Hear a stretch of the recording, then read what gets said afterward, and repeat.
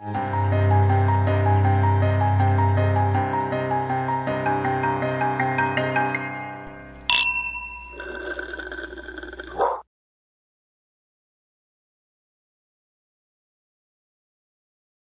is nice. It's great how we can just be in a room with and not speak, and just sit in the silence. Honestly, I really do enjoy that. I'm currently in a house full of people terrified of silence, and so I'm so tired of yapping. Yeah. Anyway, let's do our job. Anyway. My mom and I are finally at the point where we're butting heads quite a lot. That took a while, though. You've been there a long time. Well, I think it's because we were all sick. So we were all like away from each other. Oh, you were quarantined within your own home, right? Okay. Yeah, and now that we're back in each other's faces, it did not take much time at all. But well, and also we're all snowed in right now because of that big storm. So you've been snowed in longer than expected. Yeah, I was supposed to be home a week ago, and I have 2 more days here, so I am ready to go home. Anyway, I appreciate that little kiss of silence. That was lovely. Yeah, I thought it felt like eon. It felt like it stretched on for years because we don't usually sit in silence. But I thought that was really cathartic. Those 2.5 seconds, I would say. Absolutely, it's pretty powerful stuff. Why did you need the silence? What's going on in your home? Definitely not silence. Well, while we're at it, I have this guy with me. This is my drink of choice today. This is a good old mezzo mix. I bought it from Jungle Gyms, and at the bottom here it says Cola Kisses Orange. Oh, it's like Romeo and Juliet. Yeah, it's actually just as romantic and also just as tragic. And also everybody dies at the end. So I'm drinking that. It's a Cola. It's a German. I think it's a German drink. It's a cola mixed with some. Oh, it's Austrian. Cola and some orange, like some orange soda mixed together. I gathered when they were kissing. Well, okay, but you also said the literal exchanging of fluids. Okay, but you also said something weird. What did you say again? I don't know. Start from day 1, June 3rd, 1992. I'll let you know when the weird part happens. Oh, I'm drinking today because look at I got my first ever portrait done by Leona. Oh, I bet you're going to be beautiful. Present it to you. Ready? Here it is. Cue the screams. Wow. you know, you're literally doing the Kermit dance in it. Look at that. You're literally doing your creepy little lean when you dance. And you're always wearing black and an amulet. And you have demonic red eyes. The green that makes part, sense. Actually, the red is my eyebrows, she said. Because, of course, I have asked all these questions of the artist. I have, like, unprecedented access to the artist. And so I asked kind of some questions. I said, oh, my eyes are red. And she said, those are your eyebrows. And I said, you fucking idiot. You fucking dumbass. Okay.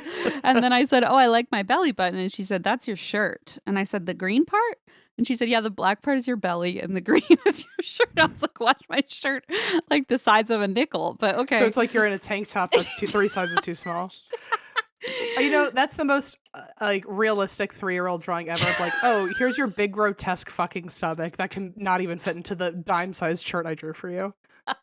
That's real. That's real humbling. And then she said, here are your ears. They're yellow. And they also disconnected from your face. And I'm wearing purple shoes, which is nice. And the black mustache is real? That's real to me. It's actually a big smile on my nose. So it's honestly you who looks like a fool now. Oh, I see. And then she drew this nice picture. She's never drawn like a person before, so I was like, "Oh my gosh, this is very exciting!" And I felt really honored that I was the first one. She then drew Blaze, and for some reason, Blaze got a lot more. Blaze is hot. Blaze had normal features. He does have long red hair, which I don't really know where that came from, but he does also have arms, which if you notice didn't happen for me. And I asked where are my arms. She's like, you don't need any. I was like, oh yeah, okay.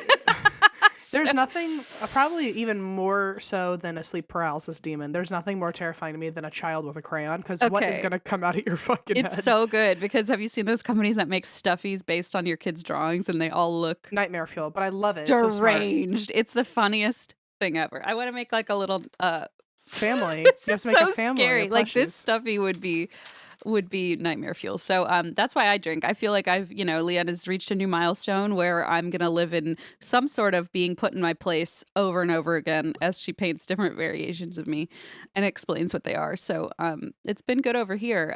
But that's why I'm drinking my caffeinated makeout soda. What are you up to? I'm drinking the rest of this water, and then I've got that's the saddest thing I've ever. this water. Oh wow! I'm so glad you had something after that because it was really dark when you just held up like the last slug of a water bottle. This one I didn't finish yesterday, so I drink for a few reasons. I drank one because 5 minutes before this, I dropped my microphone on hardwood floor. So if it sounds weird, that's why. Oh, you sound really good. Maybe that's why. Oh, maybe it just knocked it into place finally. Just muted you. Oh, that's it. Just lowered the volume significantly. Well, if at any point there's a weird, if I just start sounding like I'm echoing or something, that's why. So I live in paranoia about that. I got back in touch with some old friends, which is lovely. So that's why I drink this week. Like local ones in Virginia? Yeah, they were people that I've thought for years. I'm like, oh, I should reach out to them, and then I finally did, and it's been very nice to get back in touch with them. Did you get lunch at the diner? Is that what people do in Virginia to catch up? It feels like you'd go to a little diner and like catch up in Virginia for some reason. I feel like everyone here does have their favorite diner. I have not. Oh, I did actually go to a diner. Yeah, my favorite one, actually, I went with Allison when she was in town. Aww. Another old friend. Another old friend of yours that I stole away. The main reason I drink, I forgot to tell you last time we recorded, and it's, to me, a biggie. I feel like to the, and that's why I drink community, it's a biggie, is I went down to my old college stomping grounds last week, which includes where I used to go ghost hunting. And stomping. I stomped around when I was ghost hunting for sure. You stomp around everywhere you go.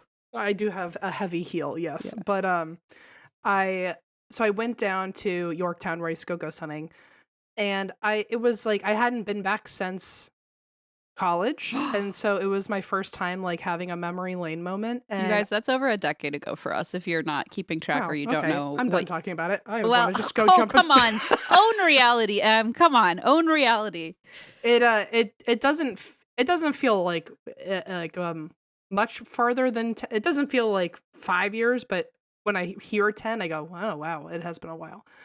But so I went down there, and it was a cathartic moment. When I left college, I was in a pretty sour spot, and I know I've said this before, I really love college, but not only that, I really love my college town. It was like the perfect, ideal little town to go to college in, and I had so many great memories there. But then when I left kind of in a hurry, and I didn't get to appreciate and say goodbye to a lot of stuff, and so it was a very nostalgic moment for me. Aww. But while I was there, I literally went to the old buildings that I used to go ghost hunting in, and my favorite one that I used to go ghost hunting in all the time has sadly changed ownership, and kind of to an asshole. Like oh, no. I'm not going to say the location because I don't feel like ratting people out totally, but the guy that worked there was like not friendly. He was like definitely the manager there, and what kind of business was it? Is it like it was like a food coffee shop kind of place. Okay. So it's not like you went into a ghost hunting establishment. Like no. It was like a building that you used to ghost hunt in, but it's a different. I used to ghost hunt there every week for years. Yeah, like but it's not. But the building is not like where the ghost hunting group is located or something. Right, like he's not the manager of a ghost hunting thing. No, he's like, no. Okay, it used to be something else, and we had permission to go ghost hunting there. Got it. Okay, so he's like, you no longer have that permission. Well, I didn't even want to ask that. I didn't even really. I actually wasn't even going to say anything. But when I was there, I just asked like an employee who was not him. He was just like a typical mansplaining guy. That's all. Like he didn't do anything further than that. But I was just like, this is not your moment. I'm not good vibes. I'm having a memory lane moment, and now a man is here. Yeah. Now a man came in. It's like, why are you here? You're ruining my time. But so I asked one of the employees. I was like, oh, when did you guys change? Like, how long has this business been here? That's all I wanted to know. I was like, how long has it been since I've been back? And he just jumped in and he went, "Oh, it's been closed for 15 years." And I was like, "No." He said, "Before we got here, it's been closed forever." And I was like, "No, it hasn't. I literally used to come here all the time." What a weirdo. And he just like wanted to say something, I guess. And he was like, "No, it's been like, it was like 10 years since we moved in." And I did the math and I was like, "I literally was here that then. Like, what are you talking?" But so I said something where I just kind of wanted to shut it down. I was like, "Oh, really?" Because I was here 10 years ago. I used to be here every week. And he went, "No, no, no, you're wrong." And I went, "Okay, fine, buddy." Yeah. And so just to like, I don't know, I was being a little petty, I guess. I don't know how petty it really sounded, but to me it felt like a real humdinger of a Yeah, I line. can't wait. And I was like, "Oh, is this place still haunted by that little girl?" It's just and That he went, little girl who hates mansplainers. yeah. You know what? By the way, she did fucking hate men. So, Yeah, no wonder. and he said, "Oh yeah, it's still haunted." And I went, "Yeah, I used to be really good friends with the ghosts here." So, and then I just kind of left. Like, it didn't sound like anything to him, probably, but to me, I was like, I hope the little girl heard me say that, and I hope Honestly, she knows to sick him. Promise you, she did. Yeah, but that's the goal. I did say hi to her. I went, "Just so you know, I haven't forgotten you. I still think about you all the time, and because of you, I still work with ghosts Wait, in a that's different nice. way." No wonder he was like, "Get out of my restaurant. You're scaring the customers." No, I went right up there, and I went right back to the exact room where all the stuff used to happen, and I just gave him a little moment. I said, "Just so you know, I hope to be back, but you know, I haven't forgotten you, and still think about you." And we had a really nice relationship together. I really liked that ghost. She was really lovely. So Do you think she stayed there? I don't know. I Did don't you know. feel like she was there when you were I talking? I uh I like to think that I felt something. I might have just been like kind of placebo affecting myself. Um, but I Did felt you like someone was there. did you I tell don't her know. to stay there, or did you? I did my goodbye, You did. as I was Okay. leaving. Yeah. I was like, maybe she came with you. Yeah. If she did, I have made it clear I'm not interested in that. But anyway, it was just like a bittersweet moment because I used to go there all the time and I was hoping to actually like get my usual order and everything, and then I showed up and it was a different business. And That anyway, is a bummer. yeah. But Yeah, it was it's a lovely, and I disappointment. thought it to me it was also my version, I guess, of a ghost update for everybody. So I love a ghost update. Are we allowed to know the girl's name? Did she have a name I that you don't know? know if she had a name. All I remember from her, which I did say like her stats to her, because I was like, in case you don't remember me, I just want to tell you what I know about you, and I haven't forgotten. In But case you don't remember me, let me tell you all about you. let me just be like an old like Italian mobster and like recite your own life I'm just history to gonna you. all your children's names and ages. Yeah. No, but my memory is that we did. I mean, I was there for years. We would ask the same questions over and over again. Consistently, we got that there was a boy and a girl there. The boy was around 14, the girl was around 12. They were either brother and sister, or they were such close friends that they were like siblings. Oh. Um, they there was we think the boy died in the closet. Oh, geez. Not in a the usual way someone might die in a closet, Yeah. but this was back in like during the Revolutionary War era, and the what we've gathered is that we think he was looking out the window and he realized that troops were coming into town. He got scared. They came into the house and they found him in the closet, and Oh my God. that's the story that we were able to kind of piece together. I don't know how true it is. And the girl is the most famous one. Everyone apparently has a story with the girl. She's Oh, the one who I heard like the giggling and the Yeah. footsteps, and And you so taught her about ice cream cookies? I did. And I taught that was the house where I taught the ghosts about the internet That's right. um Yeah, and cell phones. and cell phones. Yeah, that was where they used my cell phone. Uh-huh.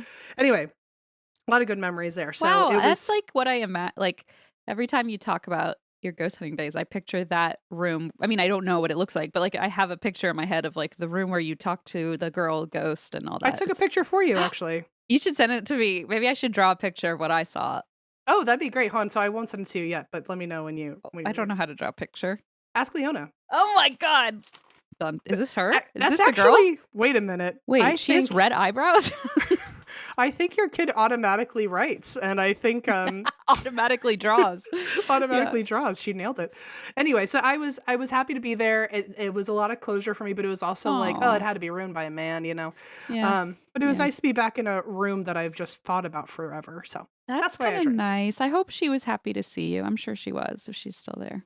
I hope so. Her and I never had beef. I also went to the spot where I got detained by the police. Oh, that's thrilling. Did you tell the guy that? Oh, don't worry. I just got arrested here a few times. You don't even want me here. I'm a bad boy. You Yeah, better I'm look out. bad. Watch out. I'm so bad. Not only I'm can coming I through your summon the town. ghosts, but I am a bad boy. So Yeah, and I know the names of Oh. all your children and their ages. 'Cause I'm also in the mob. Anyway, I hope he's, I guess I don't know. I hope he's getting a little haunted today. That's all I hope I do for. too. Maybe like just moving his stuff around or making his coffee too cold. You know. I hope she pulls a Casper and like ties his shoes There together you when go. he mansplains again. Something like Uh-huh. that. Anyway, and I drink my water. So is that it? Do we just go into this now? I think that's it. I think we've caught up each other and the world, Great. and it's time to learn something new. Let's be honest, sticking to New Year's resolutions is hard. Everybody has those grand plans to hit the gym more often, but most of us know how hard it is to leave the comfort of our beds when it's still dark outside. Can confirm, I did it It's still today. light outside. What do you mean? Now imagine if you can make your resolutions automatic. Maybe they won't drag you to the gym, but with Acorns, saving and investing becomes a breeze because it's all done automatically. This is very cool, right? Because you can feel like you are doing something awesome and new and fresh and, good for your finances, but like they help you along the way, right? It's not like, oh, you have to like drag yourself anywhere, thankfully. And thankfully, nobody's dragging me to the gym. I would not go to the gym ever.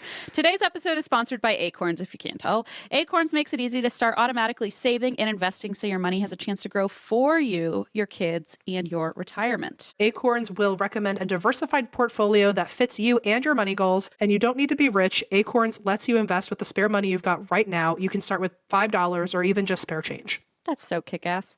Head to acorns.com/drink or download the Acorns app to start saving and investing for your future today.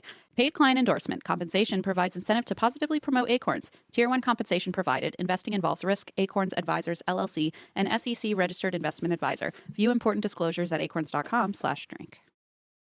Okay, I've got a problem. Always. Well, not always. Well, maybe always. But this one's specific to grocery shopping. I don't always have time to shop for groceries, especially for any dietary needs in my family or, for a toddler. And then there's Blaze with all his protein. And then there's just me. It's just tough to stay on top of all that. And that's why I'm so obsessed with Hungry Root, especially as I'm snowed in currently. Hungry Root has saved the day. You literally just tell them about your goals and food preferences, and they can fill your cart for you with personalized recommendations that get smarter as they learn more about what you like or don't like. I love Hungry Root. I think it's been a game changer in our family. What's truly amazing also is there's no high fructose corn syrup, artificial sweeteners, no preservatives in any of Hungry Root's food, which is great because I can't eat artificial sweeteners and I don't really like to. And they only source top quality meat and seafood, but they also do a lot of really good vegan options, speaking from firsthand experience.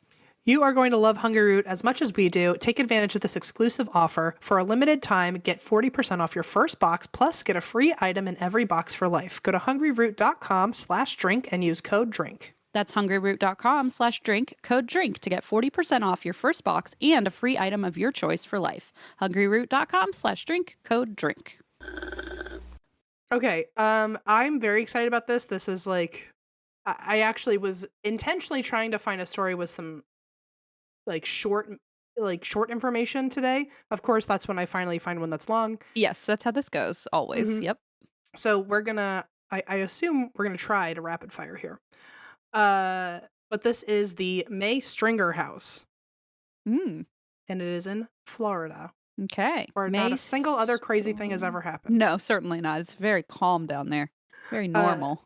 This is in Brooksville, Florida, and First of all, that does not sound like the name of a place in Florida. Immediately, no, I'm I like, should be saying this is from Wacky Town, Florida. Seriously, Brooksville feels like Idaho. Yeah.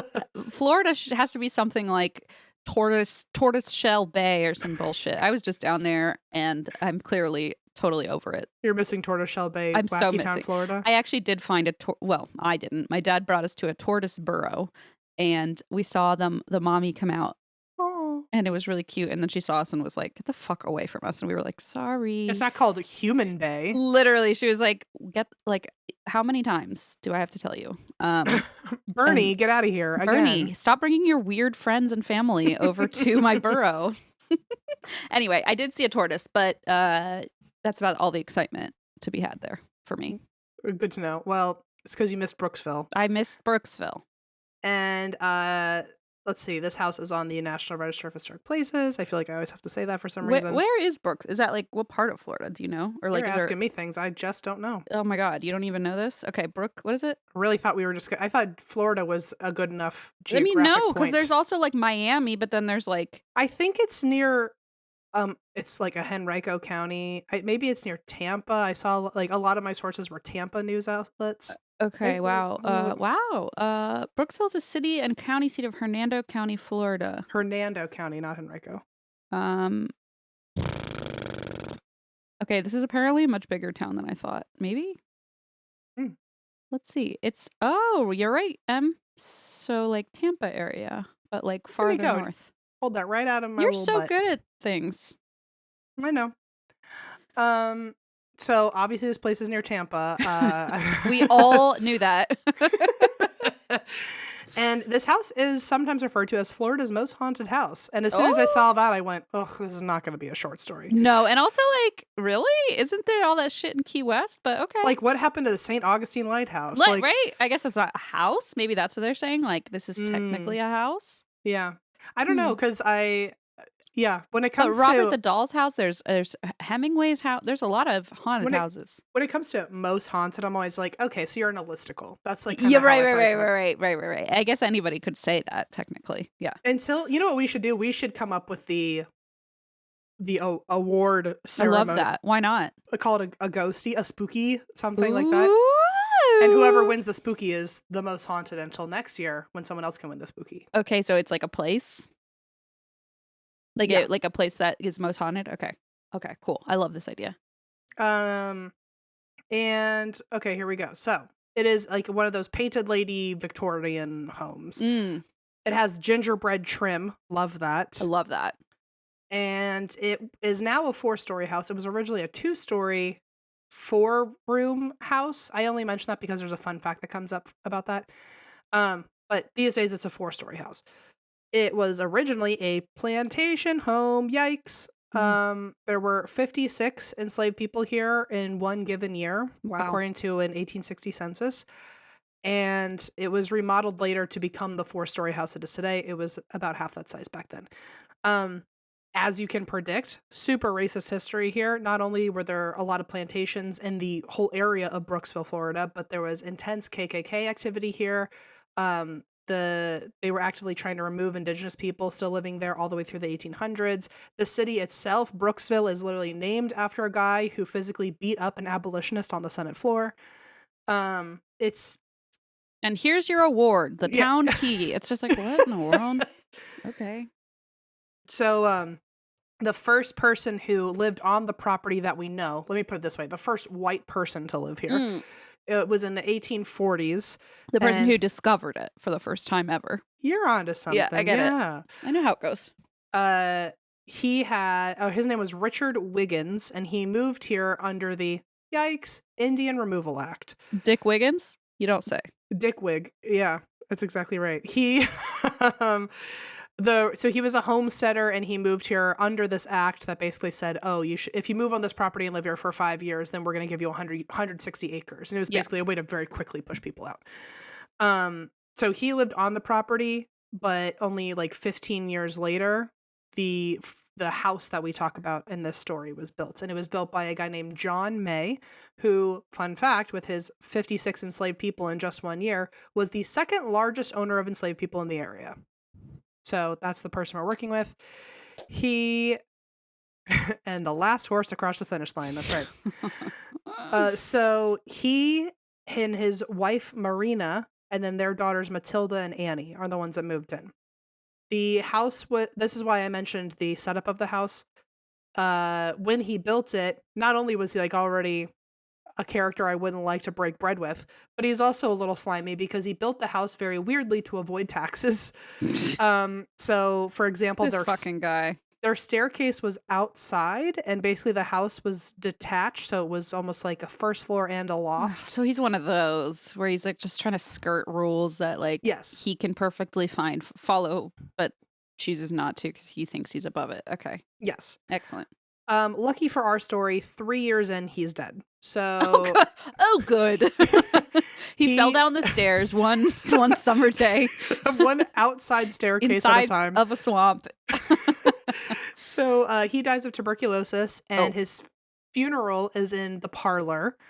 Fun fact: his family continued to live there, and his wife remarried in the same parlor that his I really funeral thought was in. Oh, hot. I thought you were about to say she remodeled. And I was like, good Oh. for her. She put the staircase inside. Can you imagine? That would be lovely. She remarried. Okay. Especially in the Florida, funeral if home. you're gonna have an outdoor staircase to your fucking house, That's insane. in Florida, It's like moss covered and has alligators on it. If you can't convince me otherwise. there's at least a snake a month. For sure, at least a snake. Those little lizards or the iguanas, what they You got know over there? it. They'd have Ugh. to. You'd have to like remove them every time you go up the stairs because those No. iguana things are heavy. They do look heavy, don't they? I don't know why I know that. I think I just assume that. I don't think I know that. I think I'm just assuming because I They haven't do picked one look up. like they're they feel like a case of beer or something. Yeah, right. Because they like thud down from a tree, and it's like, whoa, you got to be a weighty little boy. I certainly don't like it. I'll tell Get you out of that. my staircase. So, yeah, he dies. She remarries in the same parlor, which I guess the parlor was just the spillover room because it seems like everything happens in a It's parlor. the event space. Yeah. So she remarries to a guy named Frank Saxon, who doesn't seem much better than the first guy. Good. Um, She knows how to pick them. That's what I say about Marina. You know what? In the 1860s, when all you gotta do I is guess just you don't find get someone to with pick. money. Maybe you don't get to pick them. You know what Maybe I you mean? don't. As a woman, yeah. She was like, "I've got 2 little girls. I'm hungry. Come on in." There's an iguana on the stairs. Somebody help. That's exactly right. I would dare I say marry a man if he would handle all of the Oh, for beer sure. cased heavy animals. For sure. At least there's something they're good for, you know? You know what? That's exactly right. That's about You heard all that, they're Blaze? worth to me. Pick up my beer and move Well, the you know what? iguana out of the way. Isn't it funny? Leona only drew him with arms. So Wow, Em, I think you are onto something. Leona was saying you don't need arms You don't- because Daddy's going to handle all of the You iguanas. rest those hands of yours. Rest those dainty little digits. I've got it from you. here.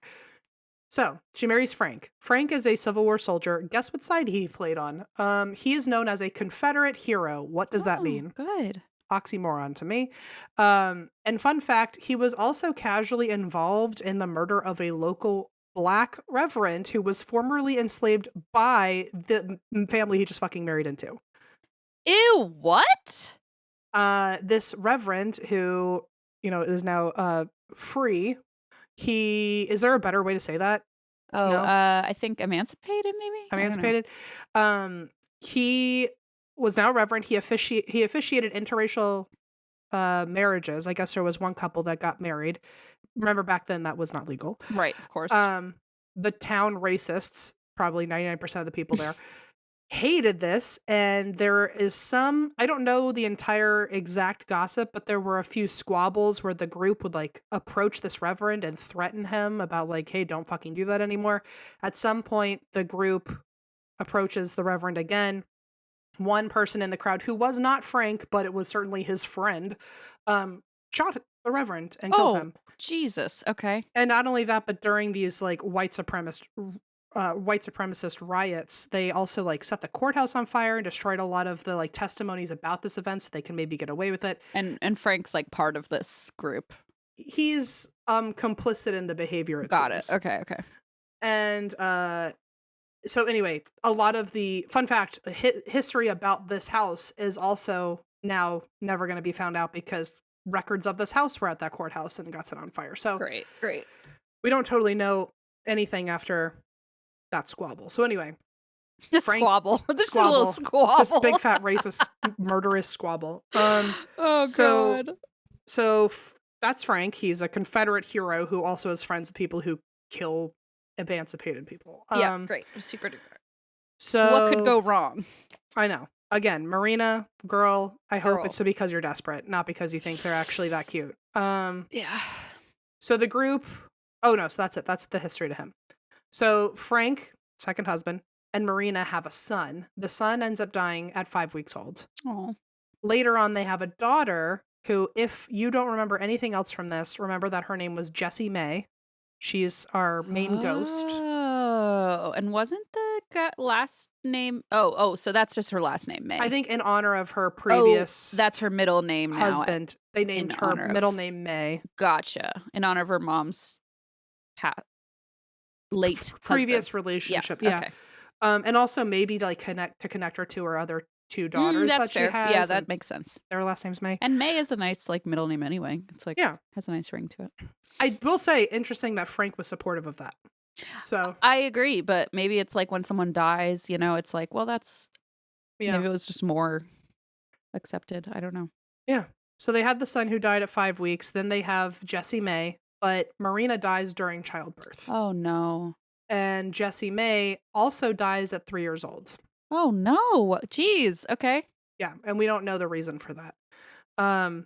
But fun fact, Jessie May's only portrait was her post-mortem portrait, and it is now in the parlor of the house. Oh God.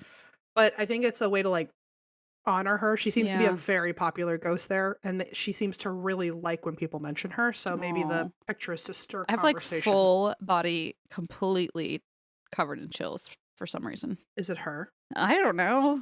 I hope not. Well, let me see that picture of her. What's her name? Jessie May. Jessie May, post-mortem photograph of a 3-year-old. Good luck.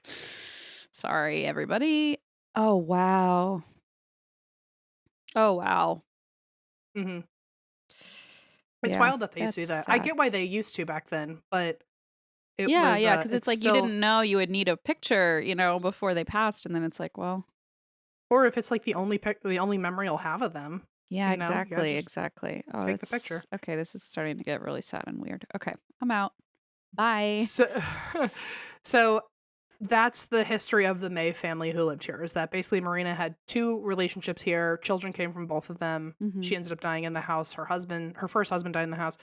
So anyway, I don't know what happens after that, but in an ideal world, Frank now raises Frank raises his 2 stepdaughters and is no longer on white supremacist. That's the dream. So, that would be great, wouldn't it? Yeah, when he turns back on everything he ever fought for. Yeah, so we can dream. After they end up leaving the house, it is now owned by the Stringer family, hence May Stringer House. The house is owned by Dr. Sheldon Stringer. Sheldon Stringer, I love the alliteration. That's a good one. His parents really went with it there. Fun fact, he loved the House of 7 Gables. And so apparently this house, when he got it, had 3 gables, and he went, and he added 4 gables. I know just what to do. It's my signature touch will be 4 gables. Okay, wow. So fun fact, now it is literally a house of 7 gables. Okay. And his house also was a clinic, which was very common back then if you were a doctor, so you'd make one of the floors your clinic. So already, forget the indigenous people who probably died on the property, the enslaved people who probably died on the property, the May family who's now been here. Now it's a literal doctor's office where deaths are happening. Even if people are surviving traumas like amputations and things like that, that energy is still there. Yeah. And people are coming in and out all day. Yeah. And there is a theory, we have no proof of this, but it has been alleged that this was also not just his clinic, but he turned it into a sanatorium specifically for people enduring smallpox and yellow fever. Oh, okay. In which case there's a lot more deaths. Oh, yeah. Which, by the way, in Fredericksburg, we have an old school apothecary. That's right. It looks like it does. And I took Allison when she was in town to the apothecary tour, and they show you how they used to do old-fashioned amputations. Shut up. With all the old equipment and everything. It looks like you're in an 1800s clinic room. And then apparently I was talking to the docent. She's our age, so I think she didn't feel like she totally had to be in character. Yeah. And she said something. We were like, just be real with us. How do you explain this to kids? And she was like, oh, well, whenever we have school tours come in, whoever's the rowdiest kid, I amputate him. Okay. She was like, he wants the attention, so we let him sit in the chair, and then we do the whole thing, and we do it. But I guess the point of their school tour is that they get to volunteer somebody to do the amputation on. Which, if you're 9 years old, I would obviously want to be that person so badly. I did too. Yeah. So in some, I'm sure like in an adult way, it's like he, like it's because you're kind of being a bit of a pest. But as a kid, he's like gonna talk about that He's for the just rest of like, his this life. is my dream. Yeah. But and then when I found out that they do like examples or like they like reenact it, I was like, why? Because you saw a room of 30-year-olds, you didn't ask if we wanted to Yeah, reenact it. I I was would have gonna say for absolutely. kids. What do you do for adults? I was like, had I known that before we were talking now, I would have Absolutely. raised my hand sky high to get my arm amputated. Me, pick me. Just because it's so fascinating. And oh, they literally have a jar there still full of like live leeches, and homegirl just dunked her hand in the bowl and just picked up a leech and just showed it to No, thank you. it. I was like, What, they're alive in there? oh, like a real fucking leech. Which, by the That's way, talk fucking- about thuds, because that thing, Ew. she was a big girl. Like it, I thought leeches were like little inchworms. That thing was like a toad size. Well, you know why they get big, right? Because they drink all the blood and shit, and then they swell up like a tick. Well, I asked her, I was like, why are you holding that girl? Like, isn't it gonna like suck your blood? And apparently they like feed them in like a diet that is not blood. So it's like he's chunky because he's eating. He does something not other eat blood, than- right? Okay, that's fair. But so she was like, when they're not hungry, they won't suck on you. So she just felt, but not knowing that and watching a girl stick her hand in a bowl full of live fucking leeches, I was like, this is fear factor. This Like feels for like sure. fear. It feels like I need to exit the room. Yeah. Yeah. And by the way, they literally had a basket full of hay in there, and I was like, "Oh, what's that?" And she was like, "Oh, that's where the limbs go after you amputate." And I went, "Oh my god!" I was so like fascinated back by in the it. day. Yeah, Oh, like because it soaks up the moisture. Yeah, the blood. Oh my god. Oh I'm my so god. fascinated by like old school Me too. medical stuff. So It's wild. anyway, I was thinking about my own Fredericksburg apothecary when I was reading this, and yeah, so but they sometimes didn't have painkillers back then because they were too expensive. So you just had to. They would They just were- like ether you. They would like just like put shit over your face to like. Yeah, there was like a part at first where there was part of the procedure where they said like, we hope this part is the part where you pass out from the pain because otherwise it gets worse. And I was like, oh my god. I was like that. Anyway, if you'd like to go on a really disturbing apothecary tour, go to Fredericksburg, I Virginia. mean, I would. It was fascinating. I was so glad I went. love old medical stuff too. I find it like deeply fascinating. I have a book I'm reading. It's not like relax, but it's like it's heavily Okay. heavily pictured. Oh, I see. But it's I actually bought it from that apothecary. It's like a Revolutionary War It's the medical Berenstain stuff. Bears go to the doctor. Oh, sorry. It pretty much, but it's very interesting. I'll give it to you when you're done or when I'm done. It's obviously if I can read it, you could like flip through it in like 5 seconds. But I remember when you mentioned that once before. I think I would love to take a peek at that. Anyway, so the new family who's moved in is the Stringers. He's a doctor. He's turned this into a clinic on the bottom where maybe he's doing the same things I saw at my apothecary. He is also the family that expands it into a 4-story house. 3 generations of his family live here. Eventually, when it passes on from the Stringer family, it is owned by a few other families. It ends up in 1980, flash forward, to... Okay. Oh, wow. Very far forward. It exchanges a lot of hands. It's a rental space at one point. It gets sold to the Historical Society of the area, the Hernando Historical Museum Association. You don't have to remember that. Hernando County. That's exactly right. So they bought it in 1980, and now they fundraise to try to preserve it and all this stuff. Many of the rooms look as they did back then, especially because a lot of the town has done a lot of donations there to keep the decor looking as real as authentic as possible. And they've also turned some of the rooms into exhibits to give you an idea of what life looked like back then. So I fucking love it. I love that. Living history. I literally, nothing gets me more jazzed than a living history museum. You and I, we want to just time travel for a living. That would be just a dream. I want it, Christine. Yeah. What did I say in that text to you last week? You know what I want. Say you want it too. Say you want it too. You're literally out of your mind is what you are. Oh, I have chills just thinking about it. So some of the rooms are a military room. To me, yawn. Then there's an 1880s doctor's office. Hello. Cool. And then there's a 1900s communication room with like old school radios and speakers and stuff like that. Whoa.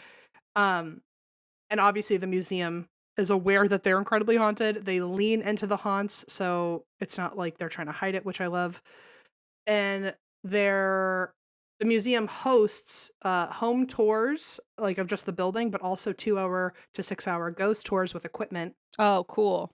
And they have a house binder full of evidence from like 100 investigations. Oh, that's awesome. You know, I love a binder with evidence. I love in the Living History Museum. Are you kidding me?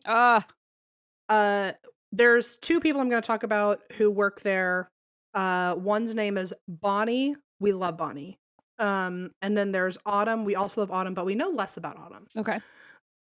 So Bonnie is like the main overnight docent. She calls herself the docent. I don't know if there's a better word for that, but she is the one who does all of the overnight ghost stuff because apparently everyone else is too scared to do it. But she's been there for like almost 20 years. Wow. She really just loves She's this place. the expert. She says that ghost-wise, this house is like Grand Central Station for ghosts. That there is just stuff coming in and out all the goddamn time. And there are, let's see. Oh, apparently at least 4 or 5 of the Mays and Saxons are buried on the property. So John May's family and Frank, both of Marina's husbands, have family buried on the property. Okay. And plus on top of that, there's the ghosts, like I said, indigenous people, enslaved people, stringers, doctors, patients, family who's buried there, antiques that have been donated to the place that carry energy. All those spirits might be there. True. And around 2002, Bonnie was working there, and a paranormal team came in and said, "Hey, it's rumored through town that this place is haunted. Can we do a ghost hunt here?" And it went so well, and they got so much stuff. They ended up coming back 5 more times. Oh my gosh. And they ended up telling the staff, like, if you're trying to raise funds, like, why are you not offering ghost tours? Like, this is a jackpot situation. So ever since then, the house has been doing the ghost tours. Cool. To raise funds for preserving the house, and at least 80 different teams have come throughout that time. That's a lot. Another way that they raise funds, every Halloween, they put on this event called Ghost Fest, where they turn the haunted house into a haunted house attraction. They also do like the food trucks and fortune tellers and all that. And after this event, also people are coming in and out a lot, so that's ramping up activity. Plus it's Halloween, All Hallows Eve. They say that around this time, the activity is always higher in the house, and it takes a second for things to settle back down. But now that's always so fascinating. I don't know. I just find that interesting. Like it, riles things up. You know, kind of like a renovation or something. Well, okay. So I thought the same thing, and I always wonder like if that's a good thing or a bad thing. Like, are you now just inviting more things into the house? Right. I don't know. It seems to work for them. So now all I'm gonna do is just list for the rest of time, it seems, different ghosts that people have read the experienced. binder. I feel like I'm reading the binder. So in the house, people hear obviously voices. They feel something tap on their back. They hear whispering, doors open and close, lights turn on and off. People have experienced weird smells, like sometimes it's normal, like perfume or cigar or food, but then it's like, oh, death, just random smell of death. Cool. Women feel spider webs on them, which I know you've felt a lot before. Yeah, that's actually usually Eva's. I have definitely felt that, right. but Eva usually feels like she thinks that there's like, when you have like a long hair on your arm and you're trying to pull it off, she gets that feeling a lot when we go ghost hunting. Like, yeah, something's that's kind usually of like the first on thing her. she says. Yeah, it's scary because it's like a physical thing. You know, it feels like something's touching you. Like it's too close. It's always, I feel like whenever Eva says she feels spider webs on her, it's her saying, it's starting, you know? I know. It always feels like, and here we go. So that happens a lot for women in the house. They feel the spider webs. Okay. They're in the attic. There's a bed, like just a leftover bed, and it messes itself up all the time. Oh, like the bedding? Yeah. Ugh. Like they'll go into the room. It's totally fine. They'll leave for 5 seconds and come back and the bed's a mess. Yuck. Shoes in the rooms, because remember they still make it look like it's a living history, so they have clothes and stuff in there. I keep forgetting that. I'm like, did someone forget the bed? Okay. Yeah. Oh no, they have it up there for like show. Okay. So shoes in the room will move on their own. Are they like old timey shoes? I guess so. Oh, well, that would be weird if they were New Balance, I guess. Never mind. They're actually my Back to the Future Nike Air Mags. Honestly, those would get stolen so fast. They get swiped by me, yeah. Actually, they'd be put in the lost and found at the airport, which is where I believe I put them. Well, people also hear crashes and bangs, knocks, thuds. The alarms inside the house get set off all the time. I'm sure it's one of those houses that like the police don't The even want to cops, come yeah. anymore. They're like, oh, not again. And then they make the rookie do it. Yeah. People feel breath in their face. They hear crying, specifically when they turn the vacuum on. I wonder if it's just too loud and Oh. and they're like, what the hell is this thing? Well, I wonder if they just start crying. Like, Oh, sorry. I should say, sorry. They hear like children crying. So maybe the sound I scares was like, them. why would it make you cry? Oh, okay. I wonder if like it's, you know how you use static, like a spirit box to hear Oh. voices? Like, I wonder if it's that like humming, like white noise that like lets you hear the sound. Interesting. Because my thought was like maybe that energy is like messing with their energy or something. Because when I have a Leona's baby monitor on, I can like you can like hear. It almost feels like you can hear more of like different. I don't know. It's weird. There's something about how the baby, how like a white noise makes it feel like you're hearing things that aren't there necessarily. If that's not in a movie, it ought to be. I'm sure it is. I'm sure it is because it's like it's quite a phenomenon, especially for sleep deprived parents. Speaking of horror movies, I gotta tell you, since I've been landlocked, my stepbrother and I have made it a thing where like every night we're watching a horror movie, and we watched both movies. There's two of these somehow. The Winnie the Pooh horror movie. What? It's called Winnie the Pooh: Blood and Honey. No, thank you. That's insane. What is wrong with people? Why would you do something like that? They're trying to create like, I guess, a lot of Oh, what the fuck? yeah, it's really actually shockingly grotesque. I hate this. 3% on Rotten Tomatoes. Yeah, that's right. But basically he's vengeful because Christopher Robin left them in the 100-Acre Wood, and now he attacks all humans. People also ask, how is Winnie the Pooh Blood and Honey legal? Actually, I do know the reason. I don't know the right words, but I guess like after so many years, like the IP it's in is public domain now. Like, happy birthday. Well, so now this company, they're, you know how there's like the Marvel universe, blah, blah, blah. They're coming out with all the things that that's so are fucked now, up. all the things that are now public domain, they're trying to put into this universe. So right now, because Pooh was the first one, they're calling it the Poohniverse. You know what? I've had about enough of these people. Who is and there's this? going to be like Peter Pan, and all these people are going to like all come together as like an ensemble Avengers movie one day and just like kill. I'll be honest, I'm like really not happy about this Winnie the Pooh thing. I'm actually like very upset about it because Winnie the Pooh is like my thing, and I'm now mad about it. Okay, but here's the thing that will really set you off. If they were to write a Pooh horror movie, wouldn't you think, because it's like Pooh and his gang of friends in the 100-Acre Wood, would you not fucking expect Tigger to be there? I was gonna say, well, Tigger would have to use his springtail. And guess what? He's not in it at all. At all. Do you know why? Probably because Tigger's not in the public fucking domain yet. Well, maybe that's true, but then he makes an appearance in the second one. Oh, I see. but like, okay, but here's the thing. So it was basically just Pooh and Piglet the first time. They say in the description, they say the people that you are going to see murdering everybody is Pooh, Piglet, Owl, Rabbit, and then an Eeyore makes like a guest appearance. Here's the thing. No fucking sign of Eeyore. No fucking sign of Rabbit in either movie. No fucking sign of Owl. Rabbit's the angriest one. That's what I'm saying. Like, he has a lot of anger. He's a lot of energy. You know, he's out. Just boiling under the surface. You know he's about to snap. Well, literally, like, we saw the description, and then throughout the whole movie, the whole first movie, I was like, where the fuck is Rabbit? Where the fuck is Owl? Like, where is everybody? And like, why weren't Kanga and Root like a mother-son team? Are you kidding me? That would have been really interesting. Made for it. Nope. Nothing. Good. It was only Pooh and Piglet. And then the second movie, they finally introduced Tigger, who only gets like 3 scenes, and Owl gets more scenes than Pooh. Huh? And he doesn't look like he looks like Freddy Krueger. Like, he doesn't even look like an owl. I'm mad about this. I'm actually really upset. You know what but I saw? At one point, what? Nosferatu. Oh, me too. You did? Yeah. I loved it. You didn't like it? No. But I don't know. I was not tuned into anything Nosferatu beforehand. So if I'm supposed to like love it for what it was, I don't know what it was. I don't either. But we mentioned Nosferatu to my dad because, like, you know, it's from the 1920s.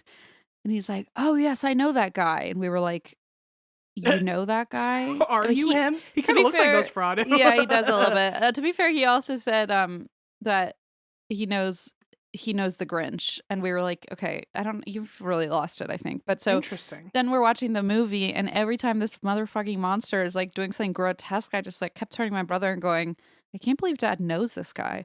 And then of course we started laughing, and then it just kind of probably ruined it for everyone else. But it was I had a good watch. It's definitely like a very gothic romance horror type thing. Definitely Yeah. not like as shock. It wasn't poo, blood, and honey. I mean, no, and I'm so sorry, that like it didn't live up to that for you, but I'm glad you're enjoying yourself at home. I was also so disappointed in him. I'm not that I thought it was going to be a fucking like Oscar winner, but I was just like, where the hell's Tigger? Like, what's going on? And then when he showed up, all he did, every single line Tigger had, every single line, he ends it with calling someone a bitch. Tigger? Like they're at a rave. Now that fits. And he literally his first line, they're at a rave, and then he says, "Come here, you fluorescent bitch," and then he just kills someone. I was like, "This is in not the fuck this is is going not on?" the 100-acre. I'm actually not happy about that one bit. It's really in fact, I'm weird. very mad about it actually, and I'm not pleased. How we got here, I just don't know. Blood and honey, get out of here. Get a grip. Anyway, I'm excited for when the ensemble cast, the entire Disney cast comes together. I'm deeply not happy about it. I'm trying to see where I could have gotten that from. Oh, that content that you just said about? You said horror movies. Speaking of horror movies, it doesn't. Whatever. Something about the vacuum. They hear kids crying during. The vacuum. You said it should be in a horror movie to do white noise, and I said I'm pretty sure it is. Yeah. Yes. Okay.